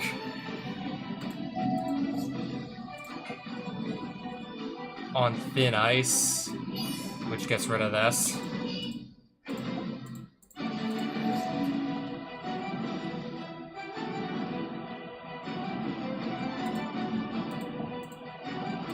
Put a Rancor here. He'll get double strike when he attacks, because he's enchanted now. Except I gotta just have it get passed back to me with this still on the field. Wow. Okay. That's interesting.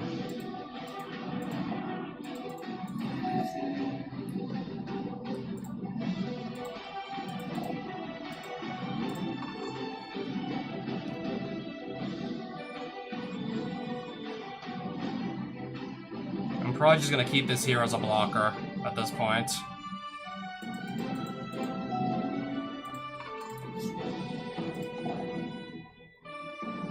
Attacking creatures you control have Death Touch. How do I... Okay, if I block, it doesn't have double strike. I just realized. So I will not block.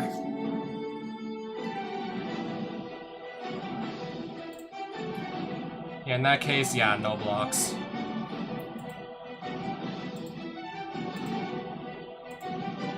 X is 3, 4th Eorlingus.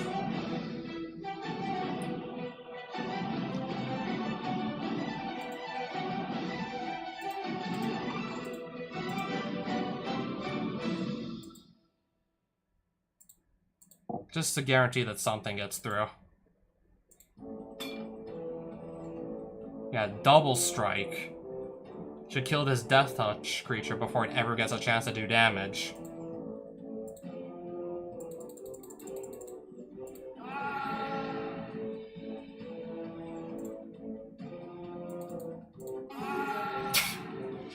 Yep, the 8/6 double strike trample is just gonna... Yeah, that by itself is gonna be enough. Win 10 matches in a row. Misty Rainforest. And then some other cards that don't really matter that much. Yeah, if you control enough snow permanents, this is a really good like piece of your creature fights another creature kind of removal. If you're playing snow permanents like the Polar Bear was. Misty Rainforest. And that gorgeous Seb McKinnon art. Yeah, I got another fetch land in my collection. Just by beating up some bear.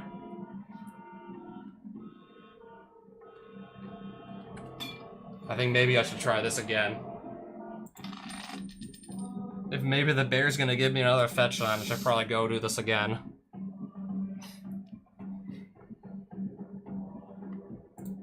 We're gonna try this.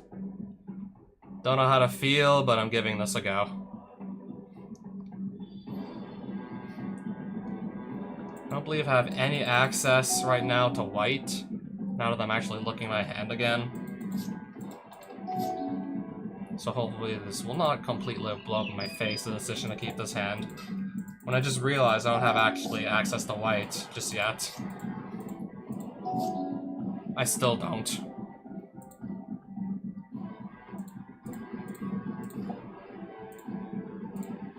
First strike.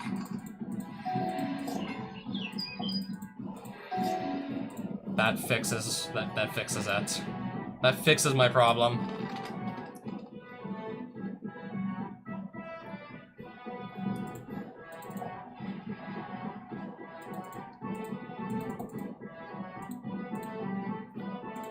Extra power toughness. Okay.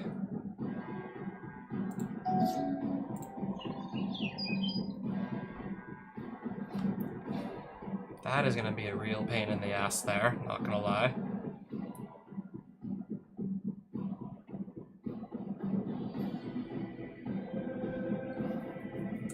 I don't believe I'm in any position to attack right now until I can get this thing off the field. Here's to hoping I can get it off the field. If I keep drawing lands, this is not gonna work.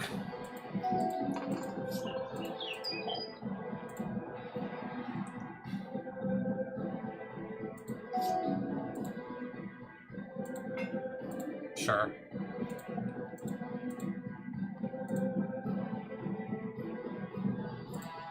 I guess at least cast something.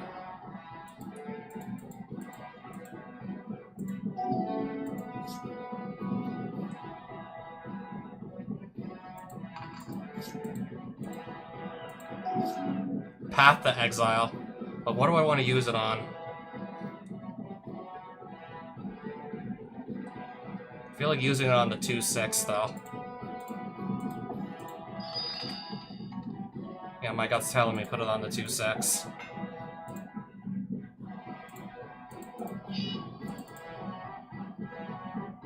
Protection from blue. This is blue, so this actually works just fine. This actually works. Do you want to play Path to Exile? Yes. Just get another Shroud. Hexproof if it hasn't dealt damage yet, so get rid of the Coatl with the Death Touch. On Thin Ice, sure. I can just move the sword to somebody else.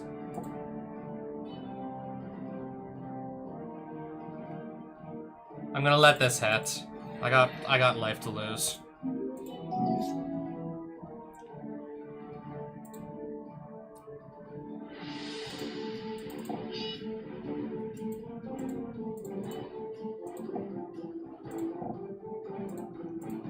Alright, Polar Bear's just gonna use the food token to get some life.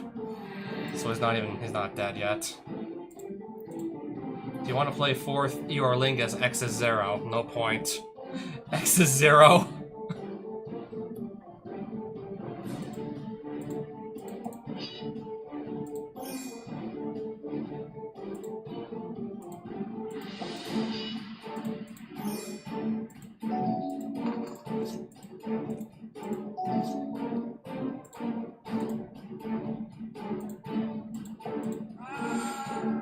That pretty much leaves him with nothing.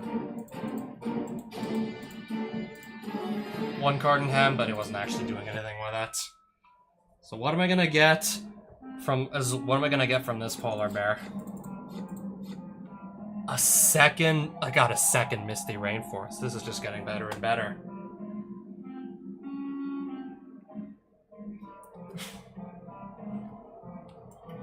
Even if it's an off-color fetch land, still, I'll take it.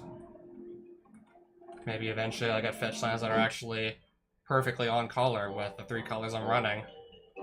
But don't get me wrong, I'll still absolutely take whatever fetch lands come my way. Don't get me wrong.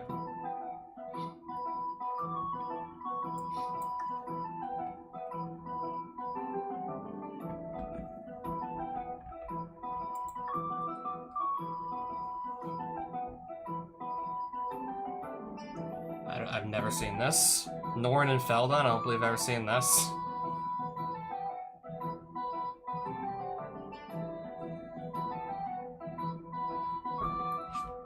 Okay, I see. Apparently not that hard to just make the token get exiled before it can do anything.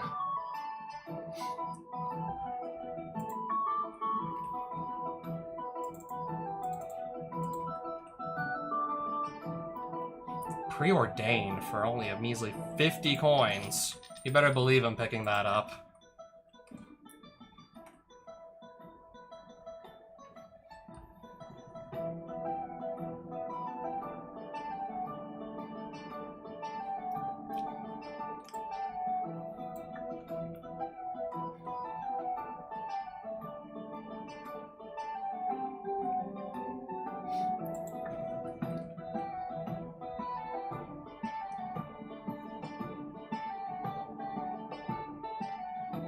Oh, I thought that was for a second. I thought that was Fire and Ice. It's another split card.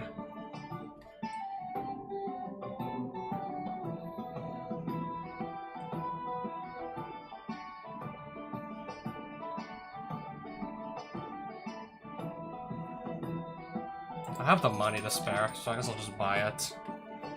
Plenty of money to spare.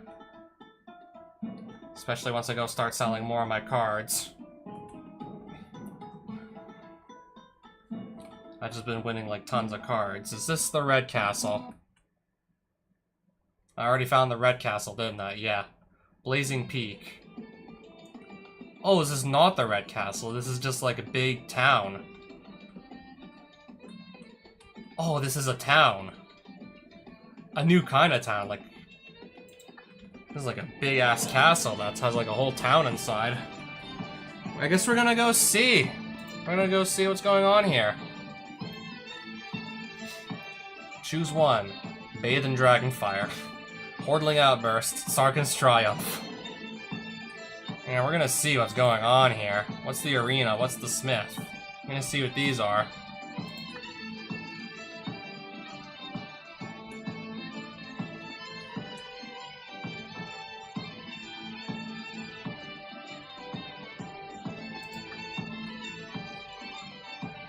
Another Mardu shop. Just very quickly browsing all the shops, anything that just catches my eye that I recognize as just in general a good card.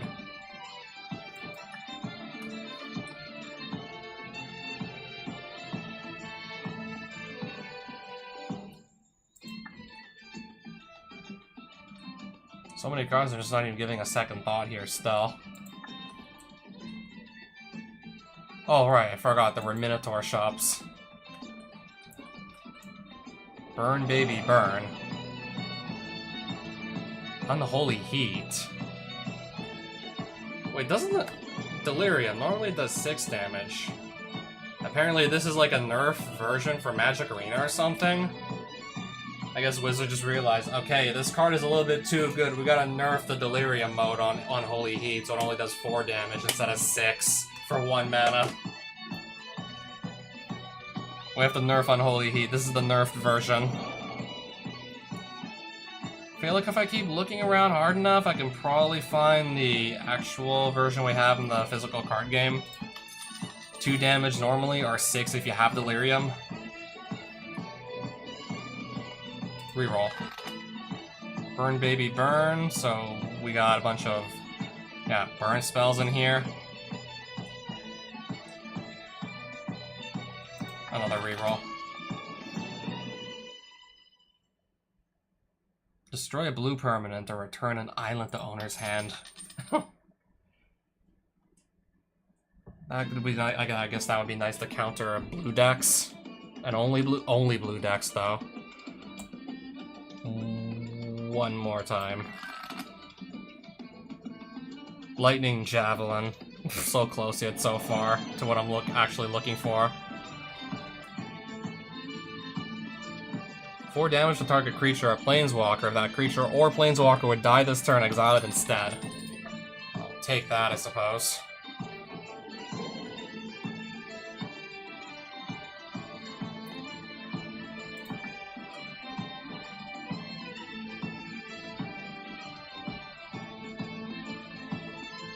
Not bad. I have to go sell some cards, but I think I'll take a Bonecrusher Giant.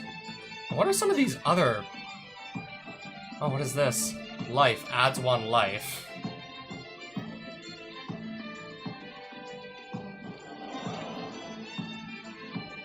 Red Rune teleports you to the mountain. Just buy it. So all new accessories to put on my character. Yeah, all new accessories for sale. Life adds 1 life if I just buy that permanent 1 life upgrade. Where was the inn again so I can just actually sell off some cards? Was it here? Nope, not even. Flame Sword. Aladdin's Ring. Axed. Slot left. Battlefield. 1 Bone Splitter. You start with a Bone Splitter if you equip this.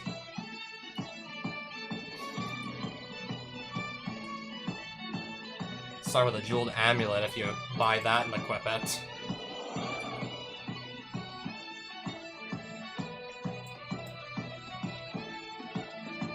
Blazing Peak Arena. I would just have to do a bunch of guys elimination style or something. Would I just duel some guys elimination style? I'll go here first. Smith.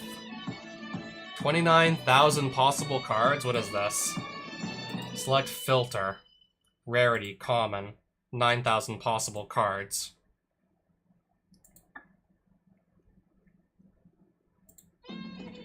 How do we use this? Exactly.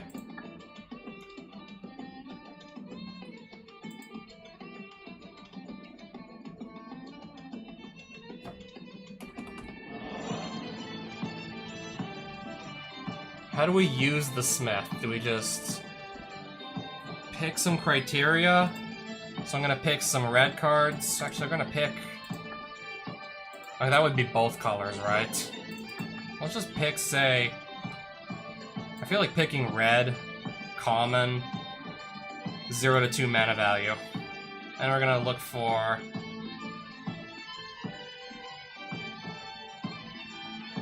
This also works. 10 possible cards. If I hit check mark, what happens? I don't think anything happened.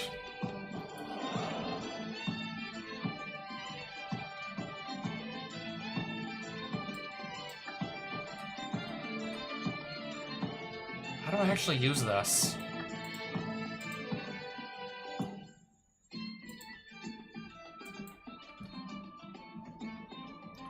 I would press this to actually say, like, buy a card, right?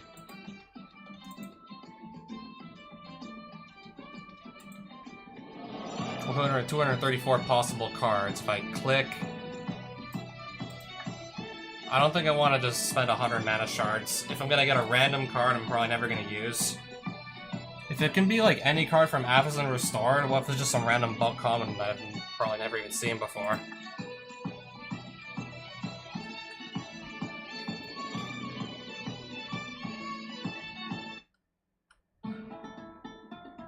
Anyways. Just gonna find the nearest town to go actually sell some cards, because I didn't see an inn in Blazing Peak to do that with. I do want to definitely figure out just what we found. If it's what I think it is, there's some serious potential with that Smith's place. If it's what I think it is, we got some huge potential.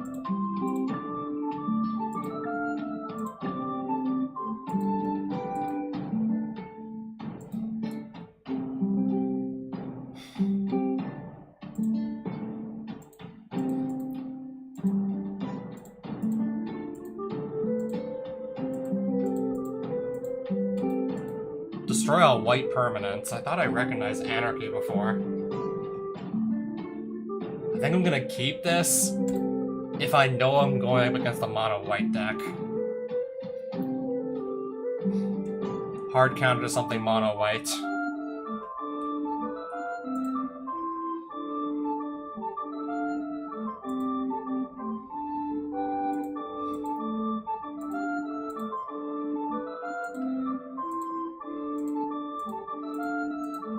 So at this point, I'm just gonna be, I guess, yeah, selling cards.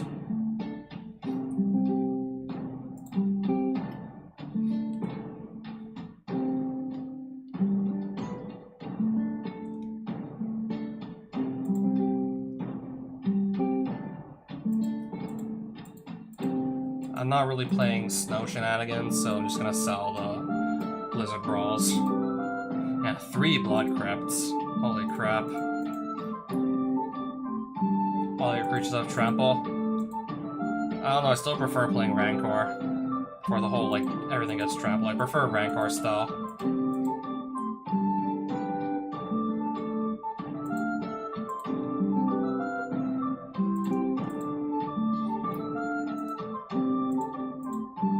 If I don't win the turn, if I don't win, like, literally the next turn after I cast that, I just lose the game. I feel like, honestly, too high risk. I never put the City of Brass into my deck yet. And I totally have that as well. Never put it in my deck, even. I'm probably never gonna actually play this blob at the rate we're going. Sell a single counterspell. I don't believe I can ever play more than 4 anyways.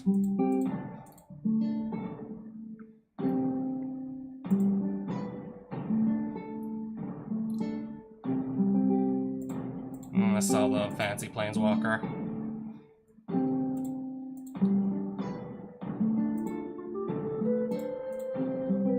We'll keep that for now.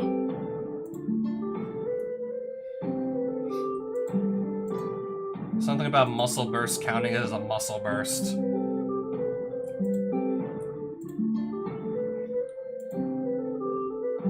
Earthquake. X damage to each creature without flying and each player? And yeah, so that's what that Japanese card was. Got a Japanese Earthquake. I mean, now that I think about it, I definitely remember what Earthquake does. I recognize the name. I have 4 counterspells anyways, I can let go of the Exclude. Faceless Haven in Japanese. Let's sell the Japanese Faceless Haven as well.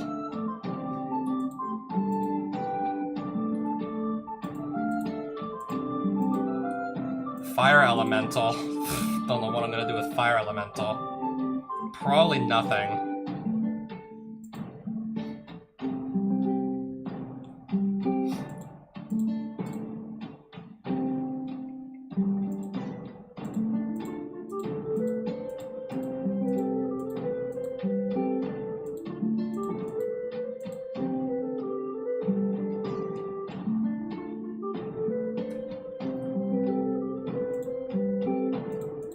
Play with the top card of your library revealed. I don't know how I'm gonna actually make real legitimate use of that.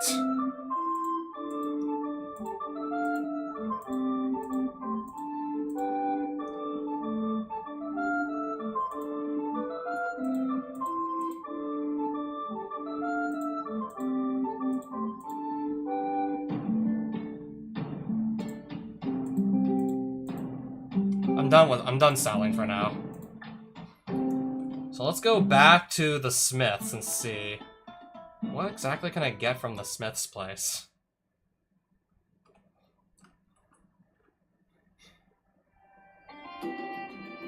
What exactly can I do with the Smiths place? Can I just get like almost any card I want? But I take it if I use the filters. That's gonna make the card in question, yeah, a lot more expensive.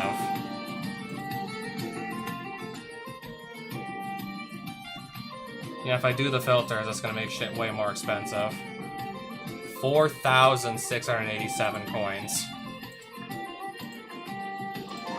7 possible cards. 12,000 coins. Still a 1 out of 7 chance of getting a specific card you want, which is rough.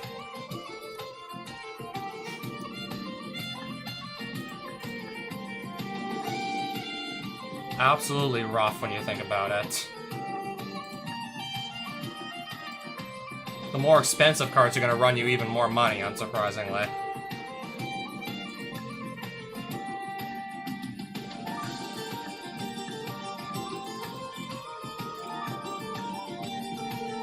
So if I were to do this, can I refund? Take or refund? How much money did I lose? Okay, so I lose a tenth? I lose like 1/10 of what I spend if I just give them the card back that I don't want. So I'll spend 1,875 to get an alpha common that fits these criteria. If I take the card, I'm out like, what, 1,875? But if I take a lightning bolt, I have it permanently.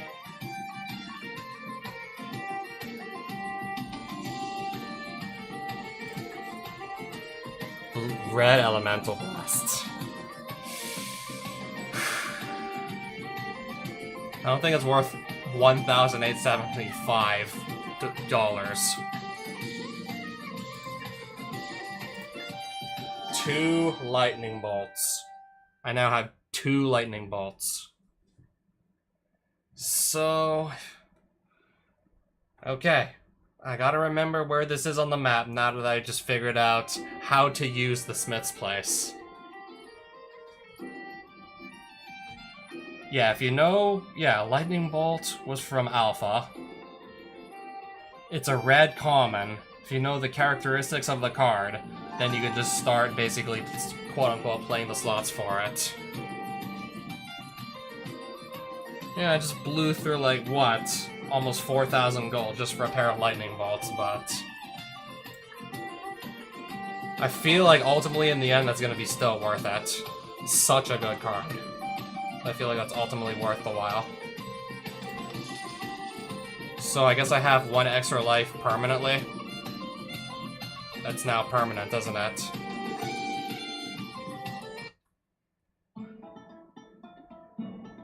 Okay, before anything else, I want to do a few more games, I guess, with... now that I can upgrade my deck. A few more games with my upgraded deck. Let's also get this plateau into there. So yeah, I figured out how to just get any card on demand if I don't mind spending exorbitant amounts of money to do so. Probably for now just save that Smiths for the common cards. Because even the commons is going to be really expensive to just give yourself the best odds at exactly the card you want.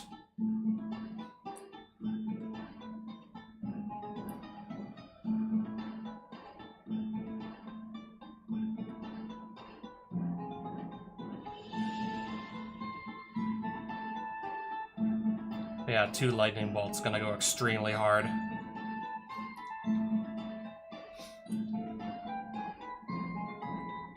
And yeah, I also put that plateau in there, so I'm gonna take out... Put in the Misty Rainforest as well.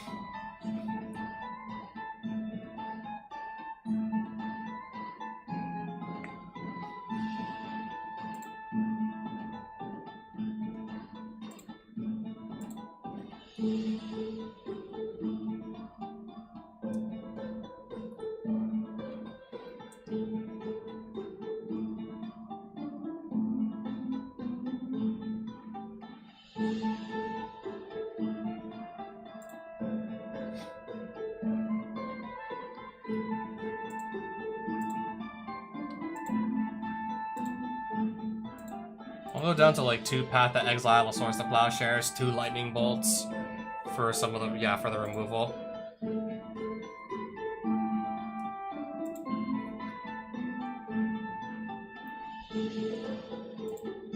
I think we're just gonna take that out finally, the throw from the saddle.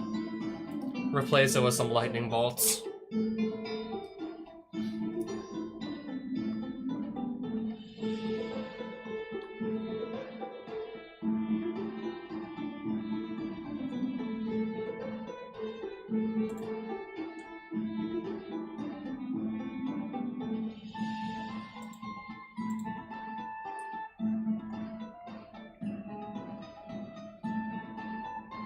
What lands can I remove at this point, anyways?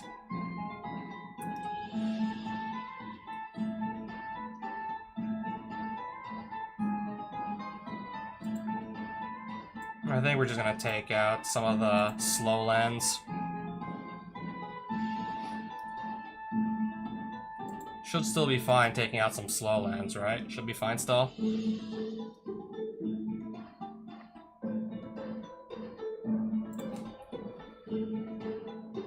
So yeah, now we have 2 Lightning Bolts and a Plateau. This is just getting crazy. Maze. I'll just putz around this maze and then probably end the stream after I'm done with that. And not gonna lie, I want to just start throwing Lightning Bolts in things' faces.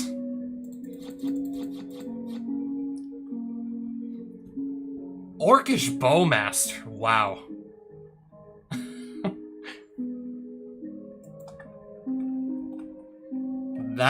That's nuts. Just finding that randomly lying around. Freest Orcish Bowmasters ever. That's just nuts to find, literally just lying there.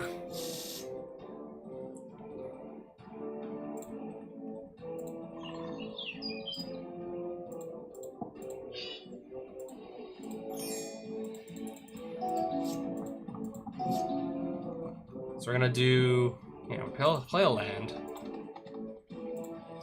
Slick Shot Show Off.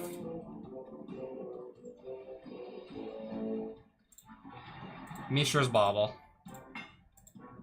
So I can attack for 3 now.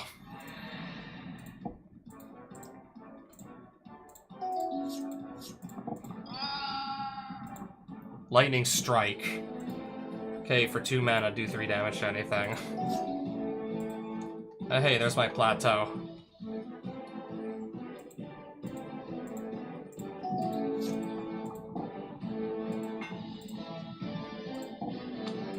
Channel the land at that point.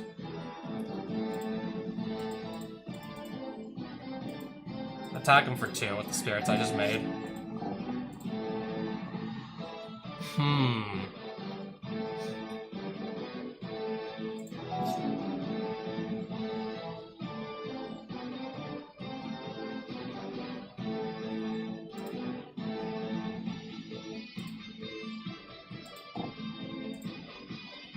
Manticore turn, I'll get rid of it.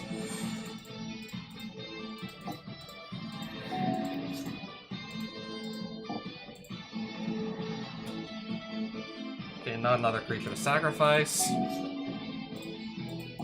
Monastery Mentor, and then just crack a Path to Exile.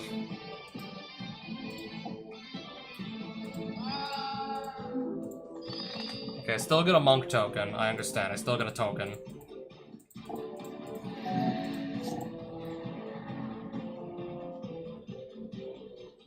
Gain control of the 1/1.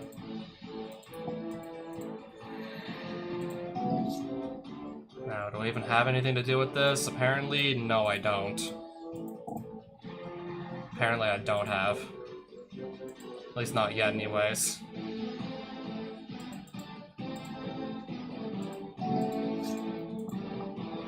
I gotta remember, this is not actually a spirit with flying, this is a monk token with prowess. 3-4.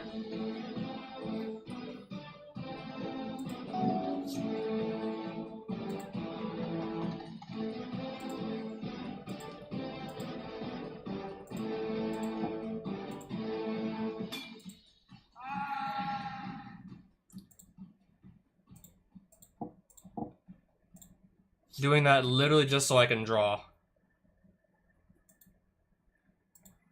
How many lands do I have? 1, 2, 3, 4, I have 7.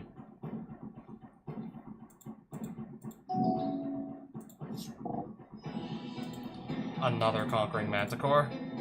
Okay.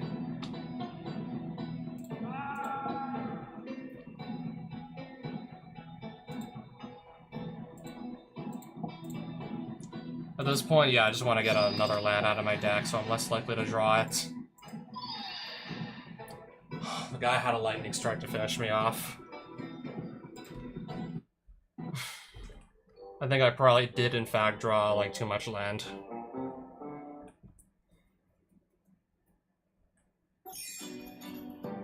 Not much I'm really doing with, I don't know, not drawing much land. Can't really do much, apparently. Not a whole lot I can actually do. Now I'm stuck in the corner with this thing.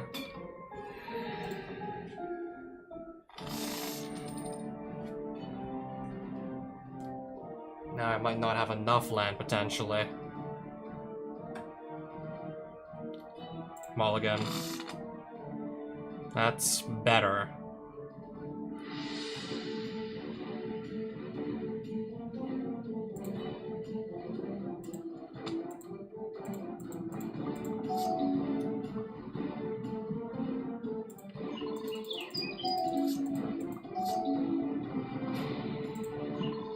Let's try and get this on the field.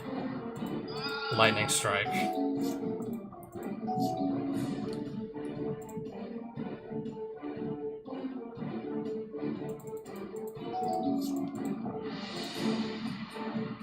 For 3.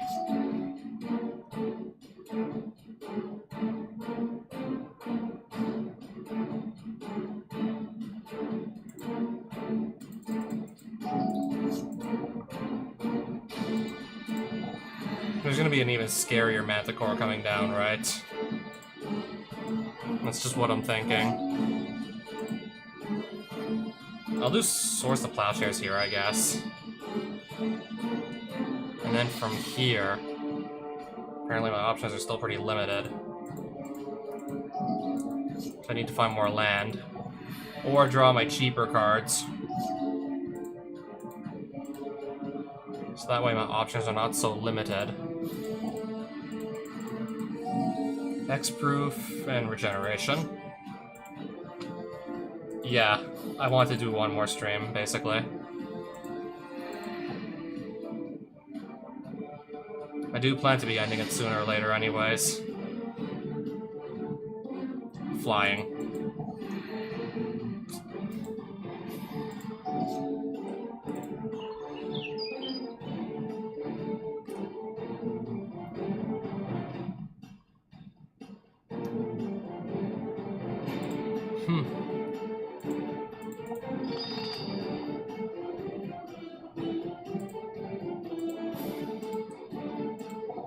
Yeah, exactly. You can definitely say that. Will he block here? Double block, actually. I completely forgot he could do that.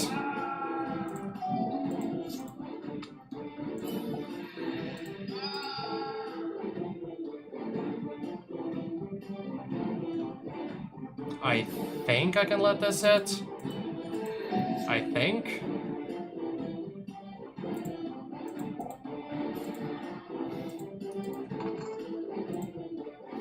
Can we... I'll have this attack.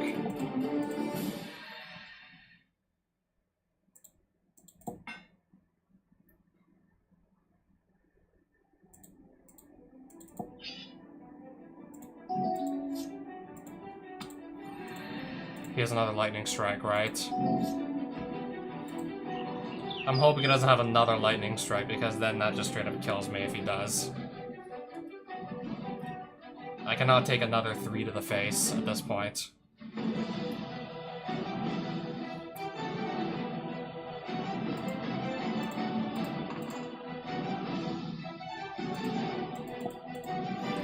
I got him to 17.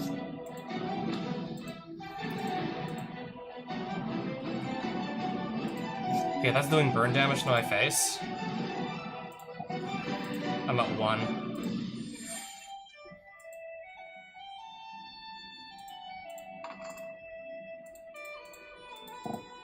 I just did 15 damage there.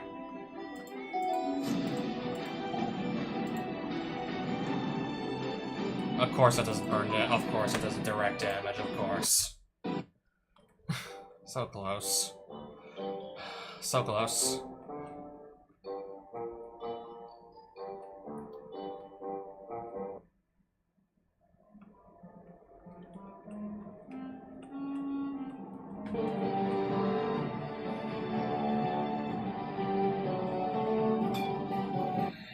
I'm gonna just run into a rock and now I gotta fight this ball. Just bump into a rock.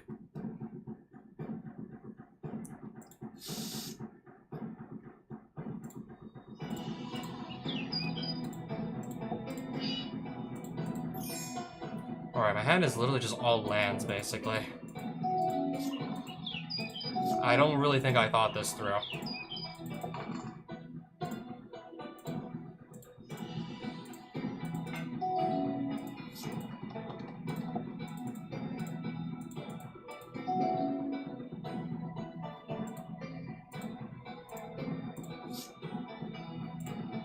Okay, a non-land card. Still.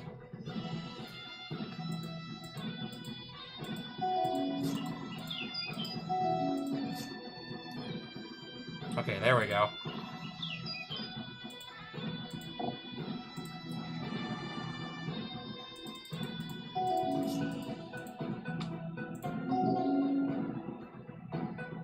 Apparently he discarded something to get a food token.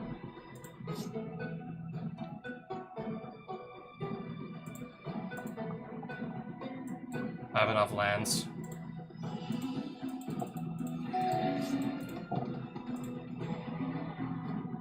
Okay.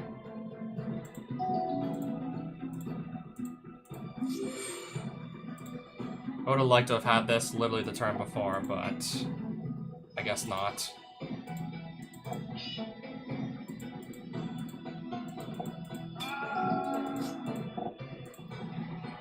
The same creature that I just ran over with my Ceratops.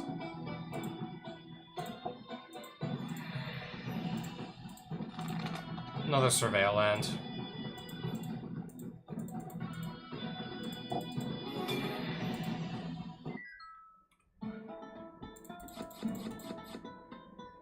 Okay, we're really not looking at anything of interest, I see. Nothing really of interest.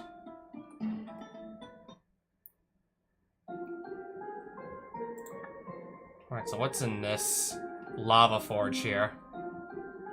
I kind of want to see what's going on around here. I have to fight this elemental. I gotta fight you.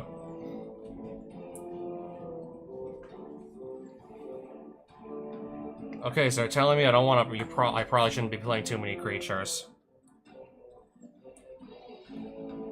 Okay, but at least this affects both players, doesn't it? Would be a lot worse off if it affected only me, that's for sure.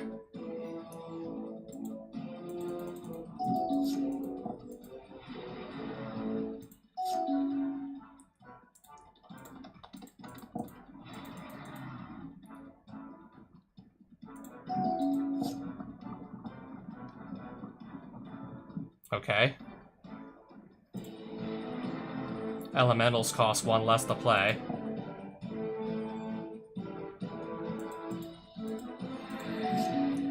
I see how that makes sense, I guess.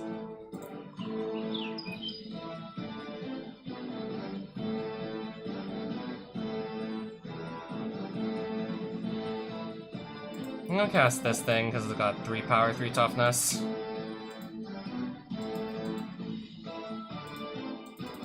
Hit for 2. Okay, another Fire Cat. Lightning Bolt. Get rid of one of the cats with that.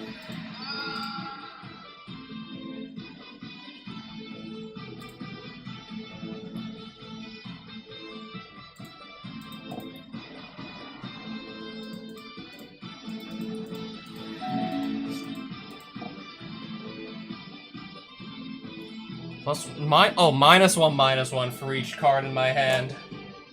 Okay, I thought it was like... Okay, base power toughness 7/7, but it's gonna become a 4/4 here.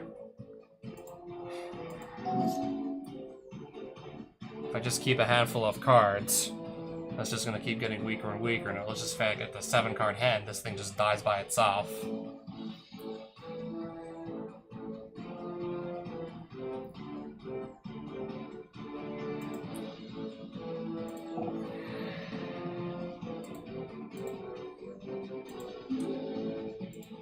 Or I can just vote and I sat that away. Castle's Judgment.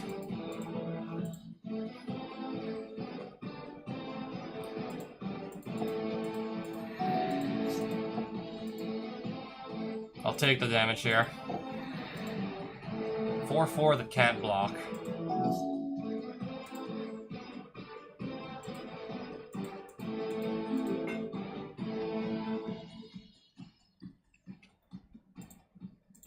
Crack the bubble.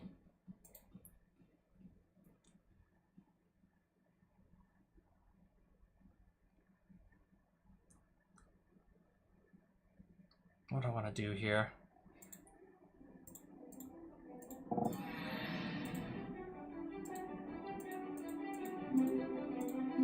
Yeah, I do want to just put these on the field. I do believe.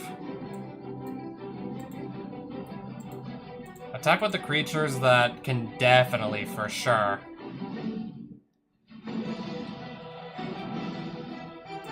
Well, I guess I'll attack with this too.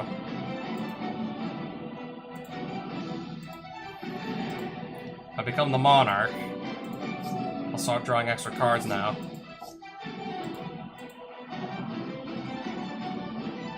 I'm going to actually, let's see. I'll have to sacrifice only 1 land, right?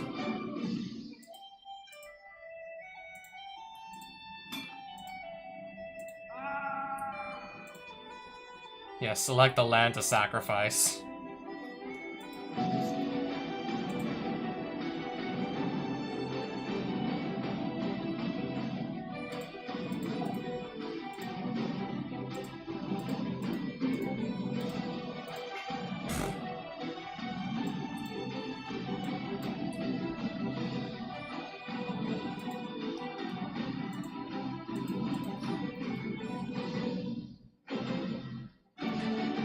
I think I have enough creatures that he can't... I think I can just swing with enough creatures and get enough damage in anyways.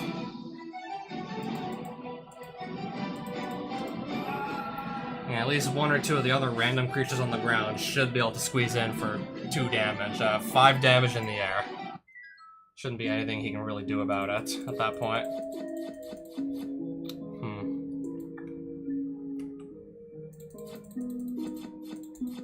Okay, this is a pack of what exactly that I just found. Oh, nice, mutagenic growth.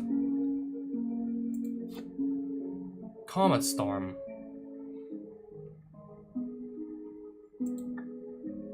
Well, yeah, we'll take the cards.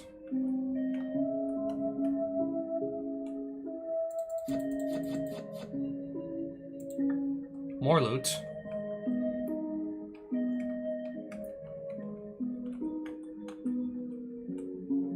We'll just run into the back and grab some more treasure here. Dang, a Thundermaw Hellkite. Sargon the Dragon Speaker and a Grave Titan and a Planeswalker I don't believe I've ever seen before. Dang.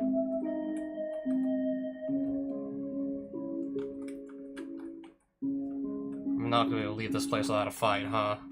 Got this guy in the way, don't we?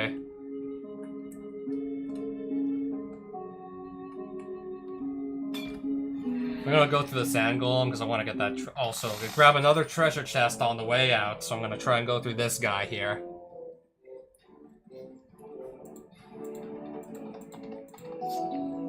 We'll attempt to go through you in that case.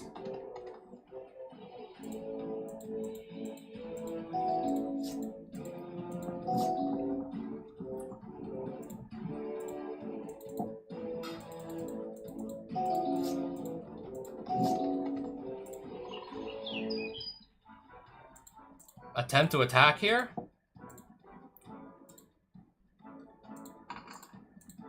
Okay, I've already bumped this guy down to 9 life.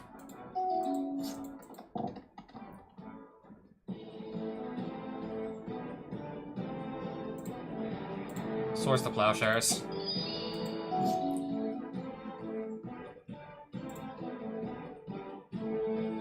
I'll cast this.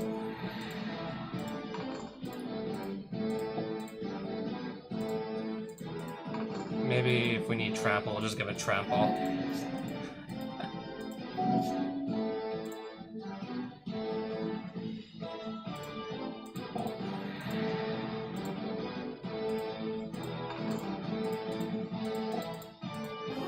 Easy peasy. He didn't even put up a fight at all there.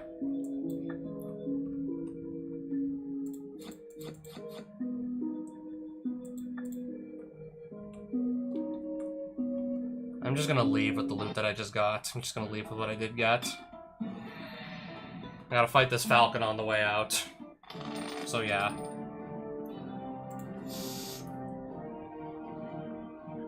I will keep this.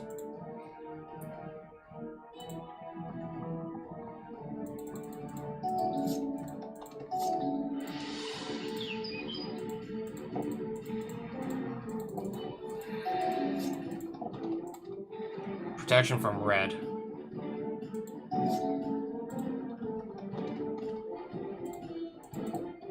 I'll just cast something that's not red in that case then.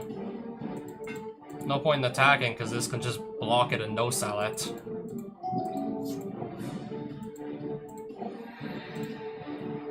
Flying Vigilance, okay.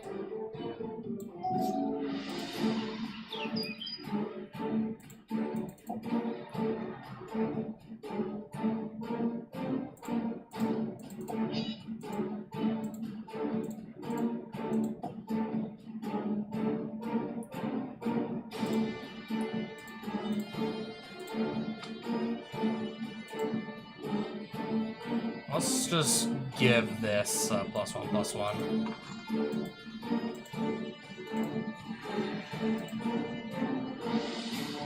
Nothing in there I believe I can play.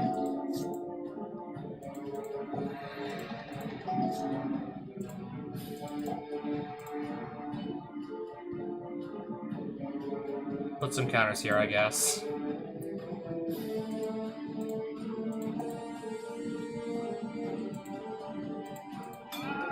At that point, yeah, I'm definitely going to be forcing the Falcons to just block now to not die.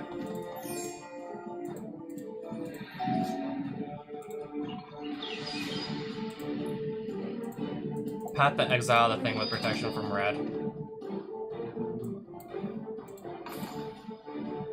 And then, yeah, just go in with everybody.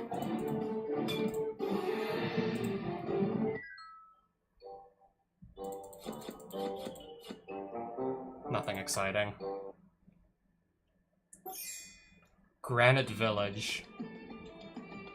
I'm gonna also, I guess, quickly run around and see what they're selling. It's a little bit more time. I want to spend a little bit more time just touring the village to see what they're selling. That's old.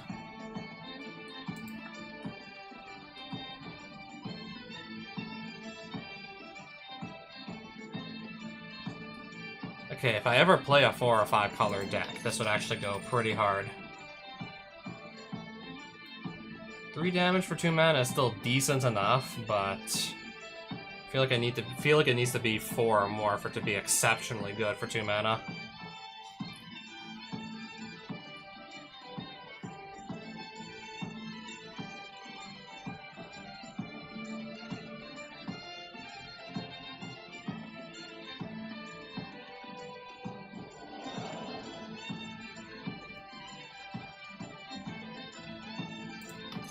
Oh no, maybe I'll find a use for that. Just randomly like make a copy of a spell you're casting into your hand. Maybe I'll use that.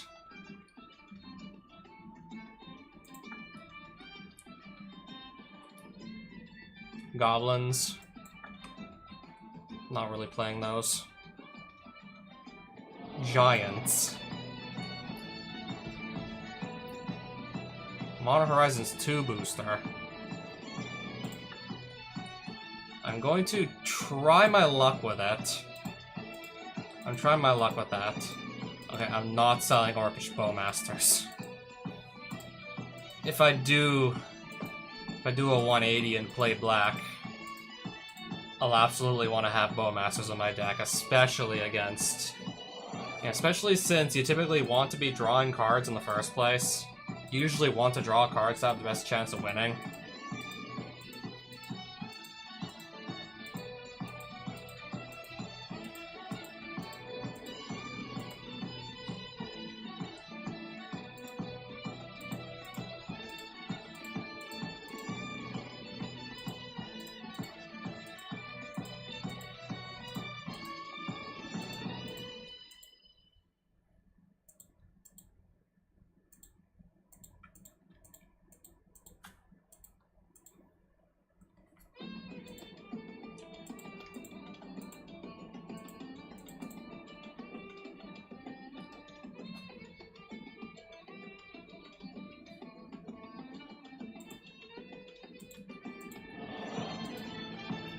Non-creature spells you cast from Exile of Convoke. At the beginning of your pre-combat main phase, you may discard a card. If you do, exile the top cards of your library and choose one of them. You may play that card this turn. Which missing images on some of the cards? I guess some of the, like, scans, some of the cards don't have associated images from Scryfall with them. I guess maybe that's why some are missing. Exile all multicolored permanents. I don't know why, but I just have a feeling that might come up one day.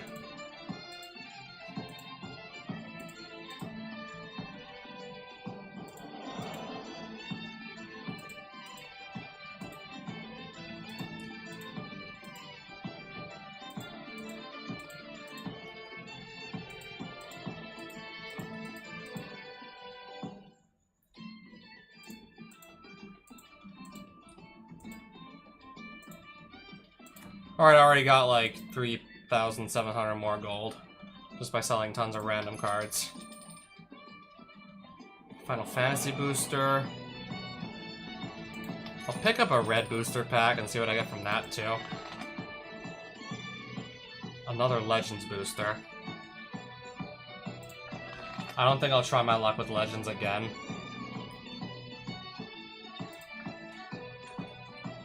Just a few more packs. I just want to crack a few more packs.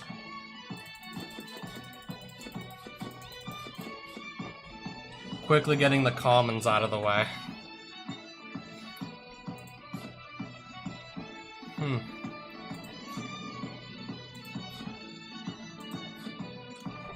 Marsh Flats.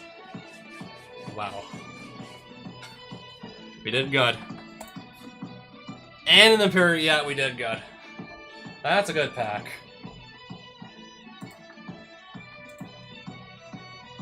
What about this random red booster pack?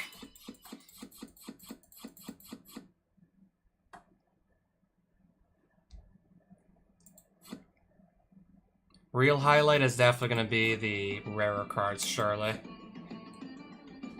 Japanese again! What does it do?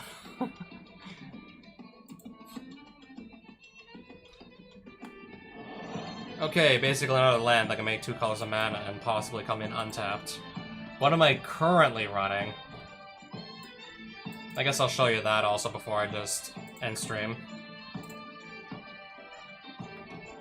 I'm just running a bunch of the best, like, cards I can find in red, green, and white. I also managed to recently get my hands on 2 copies of Lightning Bolt.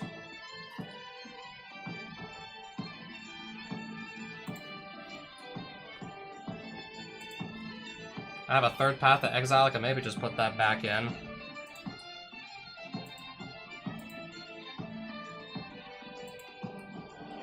Wait, can you run a 40-card deck? I just assumed, just like in real life, that's the minimum deck size, and I've just been going with it. If you can run 40 cards, I guess, probably that would be the best, that would usually, in most cases, be, like, the best call to make.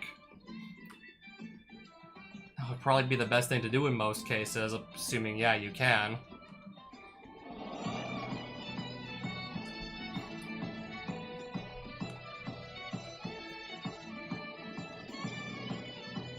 I think you only really open yourself up to a greater risk of being milled out if you play a 40-card deck. I think that's... yeah, in that case, that should be, like, more than... that should just be, like, still, like, more than worth it. Just be able to see all your best cards much easier. I probably would have actually been running 40 cards if I had known that, and just not assumed this was the minimum deck size.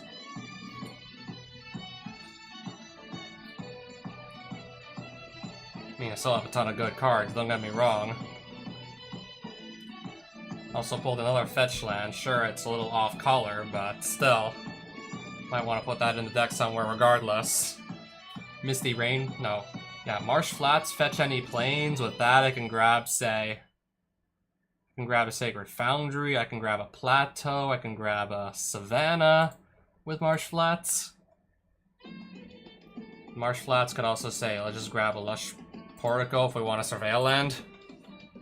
And then you wonder just why I'm on this mad scramble to get all the fetch lands I can.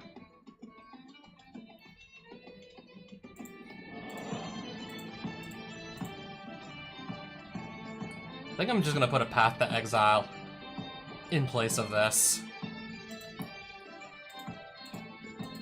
A random alchemy card that the devs for Forge went through the trouble of actually programming into this. I've not been disappointed with this card.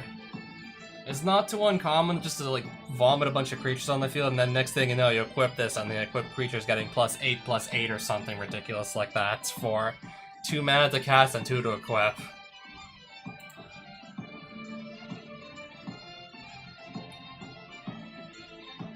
Yeah, combine that with a bunch of creatures that have good evasion.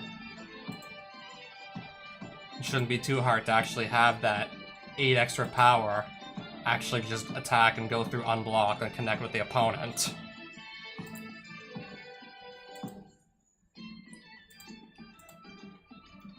There are a lot of random cards here just because this has the exile a creature artifact and bring it back to the next end. This hasn't even come up yet in this playthrough, but that would pair nicely with ETB abilities.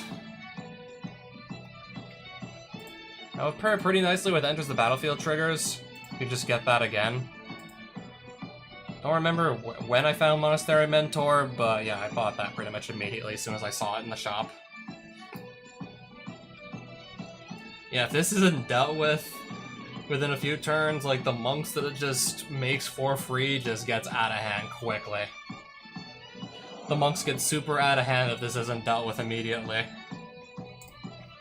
And only 3 mana, so yeah.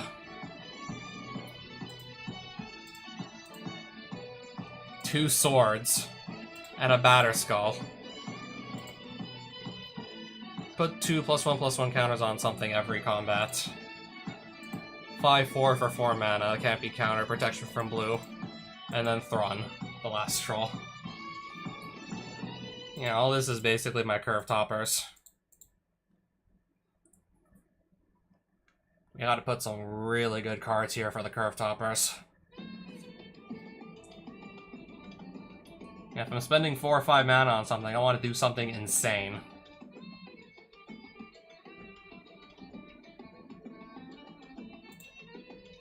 Yeah, if I'm spending 4 or 5 mana on this, I could spend even more if I want, and then just spit out a bunch of Human Knights and just potentially run away with the game with just those.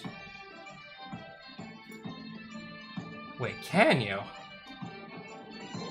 I've only kept like 4 copies of, say, Counterspell that I got earlier. I've only kept 4 copies, assuming you can only play 4.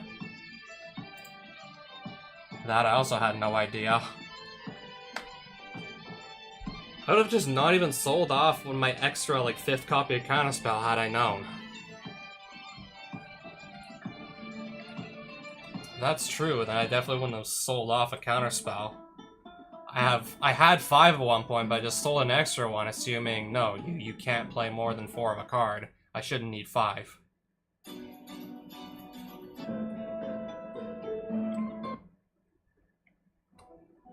Alright, land shop. But no, I guess first here. Modern Masters 3. Okay, I'm buying one more pack then. Horizon Canopy.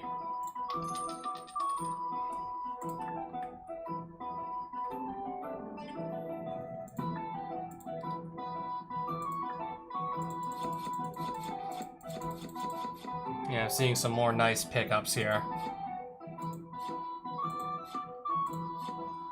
And if I get lucky with the rare, Goblin Guide. If I want to play like a low to the ground, really aggressive red deck. Wow, Goblin Guide.